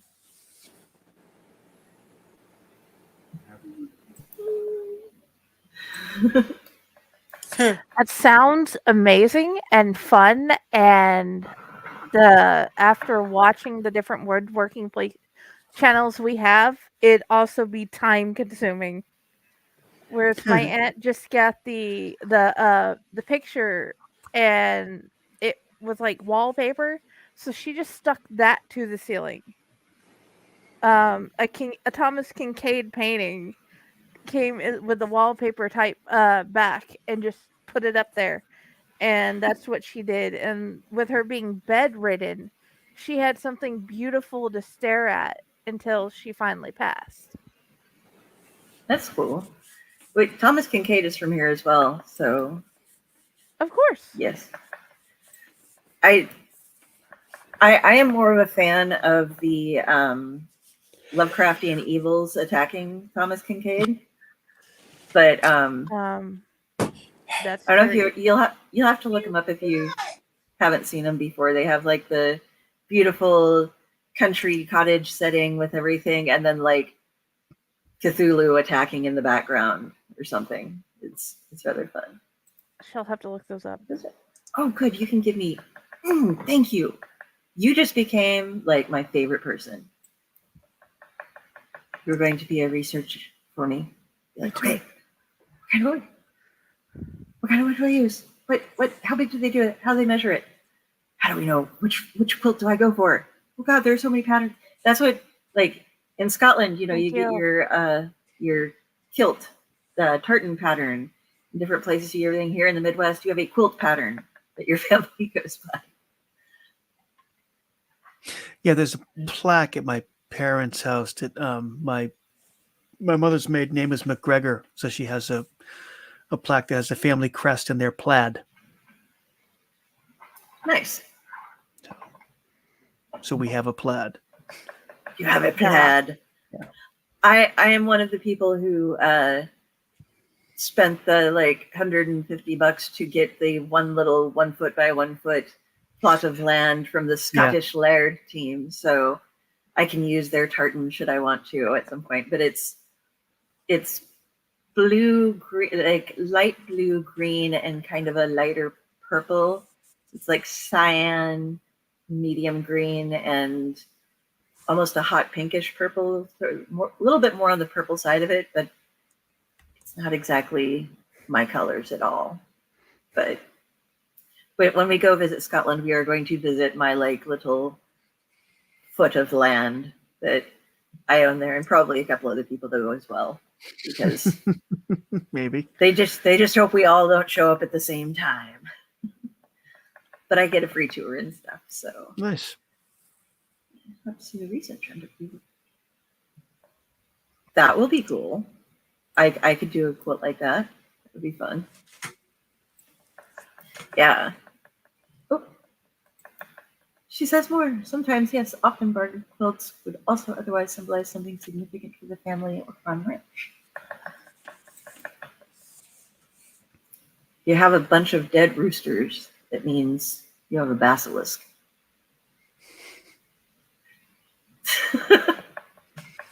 We just had a bunch of dead chickens, and then we found out why. Yeah, that was bad. That's no fair. But I have raccoons. There was a drunk fox, or hopefully one that wasn't concussed, but walking around the other day, Mom saw one. And there was a bunch of turkeys when we go over by her place. There's a road up by Duncan Aviation people. That's the guy who owns this place. There's a country road entrance to my mom's little neighborhood, and you drive by their place, and they have the weirdest artwork. Like, just... Sorry. That's okay. If everything's okay. Yep. But they have like a giant sculpture of a gold head with like screws and stuff coming out of it, and Mom is just like, Write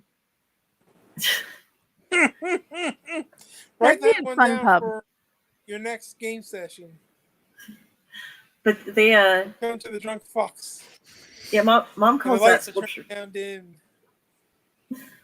Mom likes to call that one the pinhead. And then she has weird abstract sculptures, and there's like a mermaid one by a lake.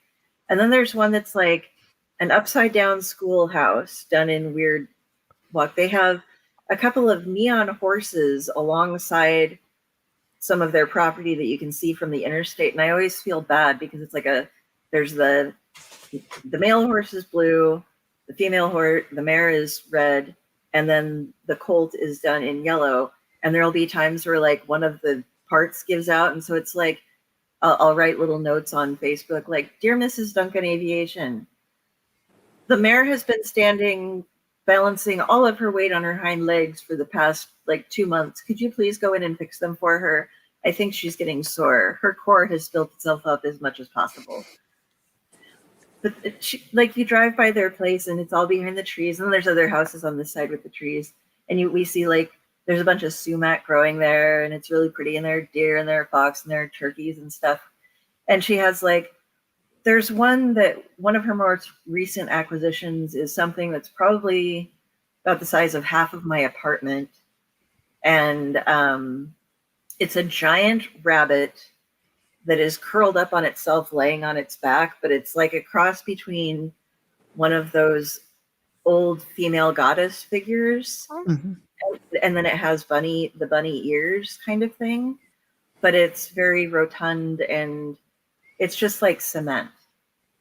But you can apparently go and take tours and see all of the rest of the interesting little things that she has built there, but it's all just really, really strange. But they're exceptionally nice people. Like, they used to order food from a place that I worked in the kitchen at for when they would do like private small flights for people, and they would do cater on board meals, and we'd make like a bunch of sandwiches for them. They'd tip us like between $20 and $50 every time we made meals for them. So it's like, hey man, Nice. That is rock awesome. on. Yeah, everybody always fought over who got to make the meals. Because it was I like, bet. I will make 4 turkey sandwiches. Yes, I will. No, I've already got the bread. I'm holding the cheese hostage.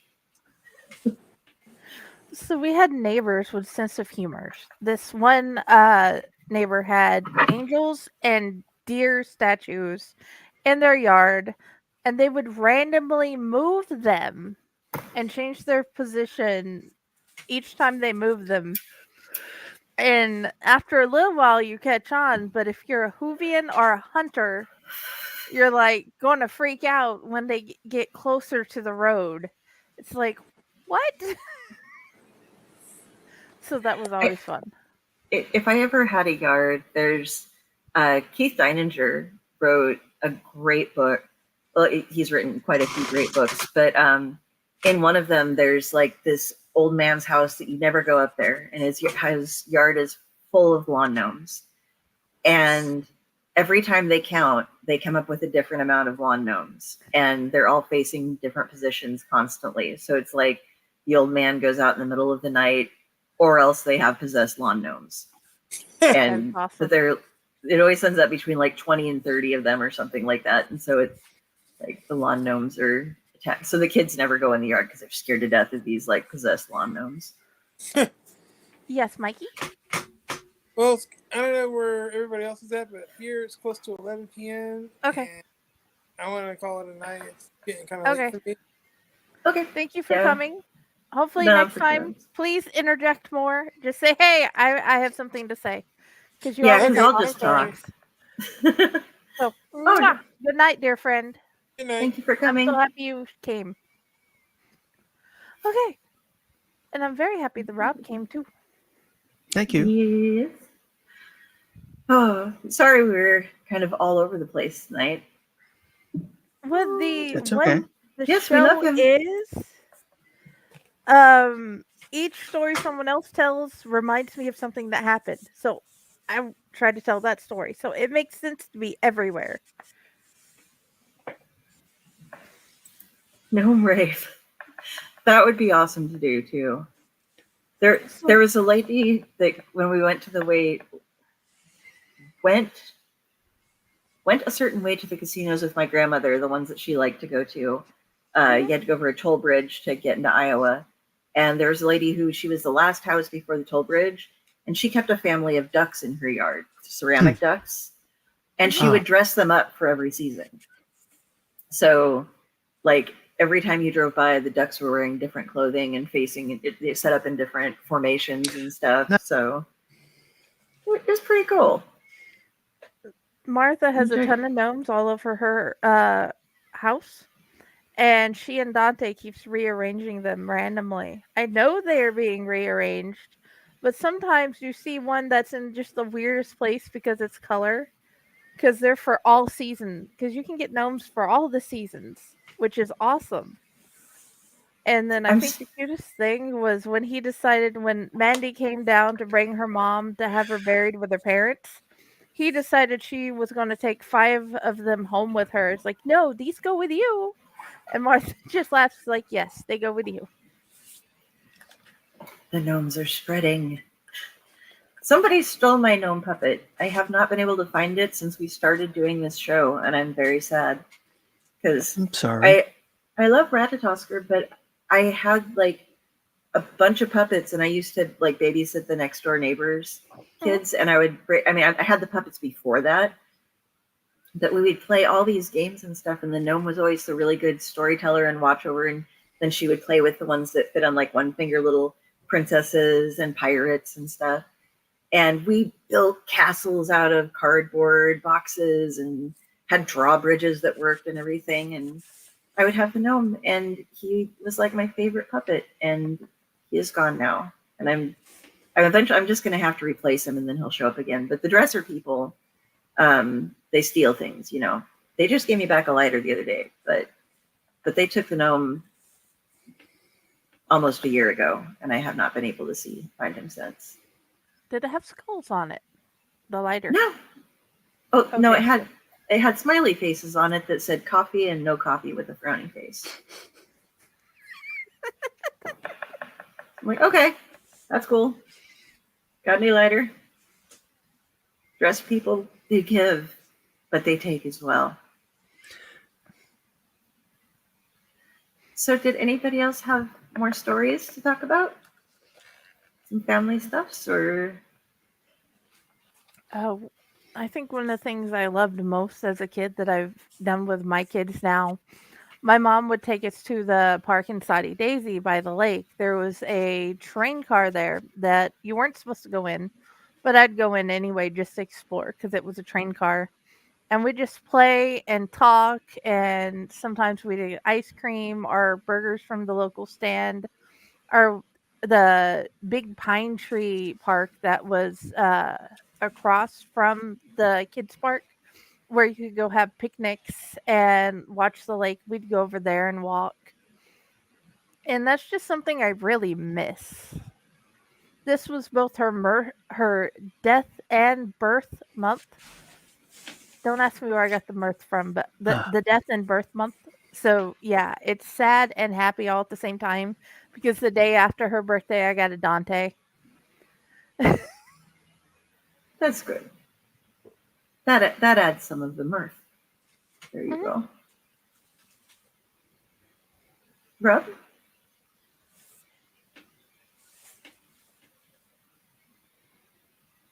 You can sneak in and share it if you'd like. Yes, you're welcome. Do we know how to send her the link? I do. Please send her the link because I don't. If you'd like to come and tell us, you don't have to, but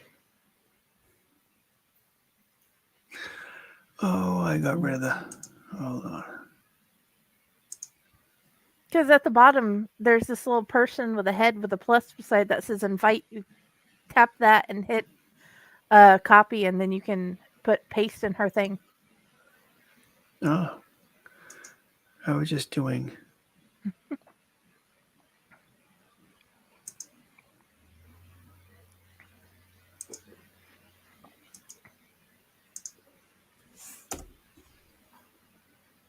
surprise! We're bringing you on a podcast. Yay! We want to do that. We want to bring all our friends. I was so Yes. happy Mike came. Thank you again, Mike.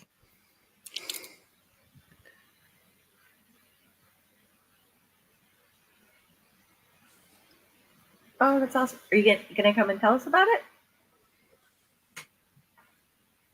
It's all depending on if we pop it up or not. She might not. Okay. There is no pressure. We're just like, if you'd like to come and share, you are more than likely. You are more than likely. You are more than welcome to. More than welcome. Yes. More than welcome is right. Likely? No idea. I don't know Shannon other than she sounds fun.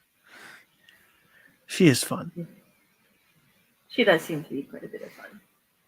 I enjoy her. It's one of my things. I enjoy things. My mother and I both use that word a lot for, I think it's slightly different than I like. I enjoy. I enjoy doing this. That's what I keep telling people. I enjoy them as a person.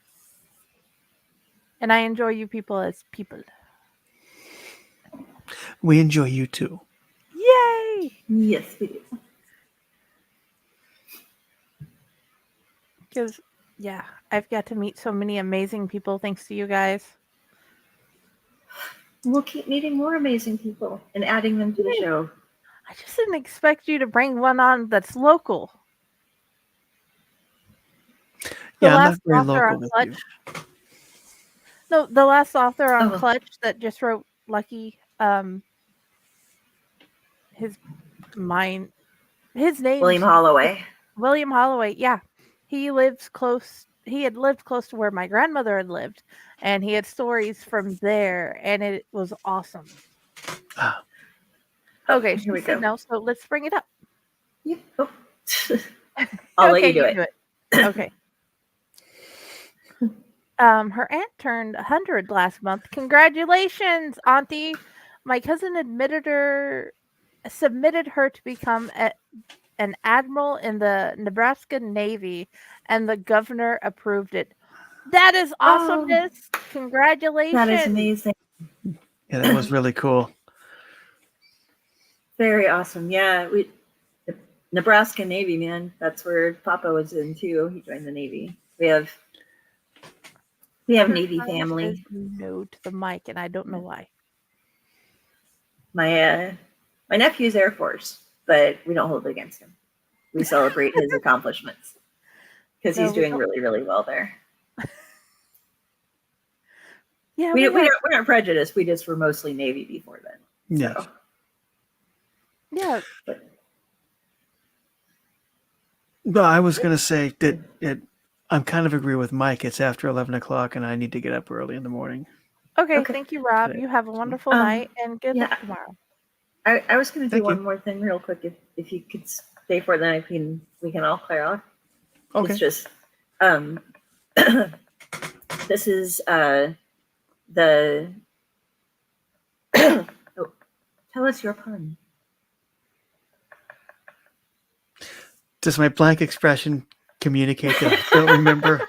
I don't remember the pun. What Yeah. did I say? Write up the pun. I'll tell my little thing real quick. Okay. This is I'm gonna jump to solo for this. In my family, by the time you're 5, you pretty much always have this memorized, and I can recite the whole thing live because it is now in the public domain. And as the family storyteller, I've told this so many times to people, but Grandma, when she would tell us this, had false teeth, and she was able to shoot them out at people. And she would always tell us this before we went to bed at her place, and it would always end with her teeth shooting out. And I cannot do that because mine are firmly attached. So this is James Whitcomb Riley's Little Orphaned Annie. And like I said, it's something we all have memorized. It begins, inscribed with all faith and affection to all the little children, the happy ones and sad ones, the sober and the silent ones, the boisterous and glad ones, the good ones, yes, the good ones too, and all the lovely bad ones.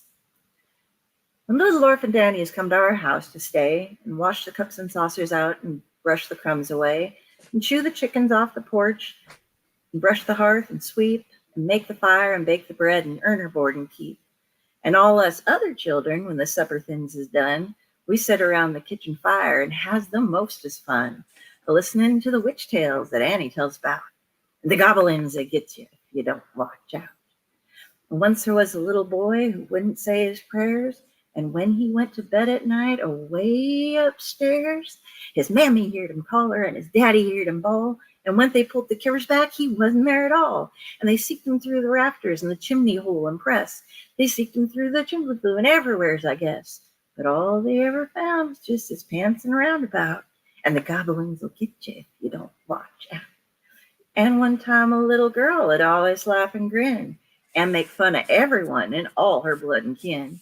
And once when there was company and old folks was there, she mocked them and she shocked them and she said she didn't care. And just as she kicked her heels and turned to run and hide, there was 2 great big black things a standing by her side. And they snatched her through the ceiling before she knowed what she's about. And the goblins will get you if you don't watch out. And little orphan Annie says, when the fire's blue, and the lampwick sputters, and the wind goes woo, and you hear the crickets quit, and the moon is gray, and the lightning bugs and dew is all squenched away, you better mind your parents and your teachers fond and dear, and cherish them what loves you, and dry the orphan's tear, and help the poor and needy folks what cluster's all about. Or the goblins will get you if you don't watch out. And then she would shoot her teeth out at us, and we would scream, and then we'd try to go to bed after that. That's a great one to end on. So that was my final thing. I hadn't done that one here yet, and it's tradition, so I had to. Yeah. Deborah, Thank you. thank you. Thank And you guys for staying. thank you, everybody, for coming and watching us. And everybody have a good night. You too. And yes, And- thank you, Rob, for telling us stories. Yes, and we have would you like to say where you like to be reached? That too. Oh, me? Oh, I can be found at robsmales.com. You just have to spell it right. All right. Yes. That's all. And that's in our links. So, Okay. and you guys know where to find us. Yes. So, Yeah, and all the normal places. Well, thank you, Happen everybody, for below where showing. links go. Yep. Have a good night, everybody. Happy Good night. Halloween. Happy Halloween.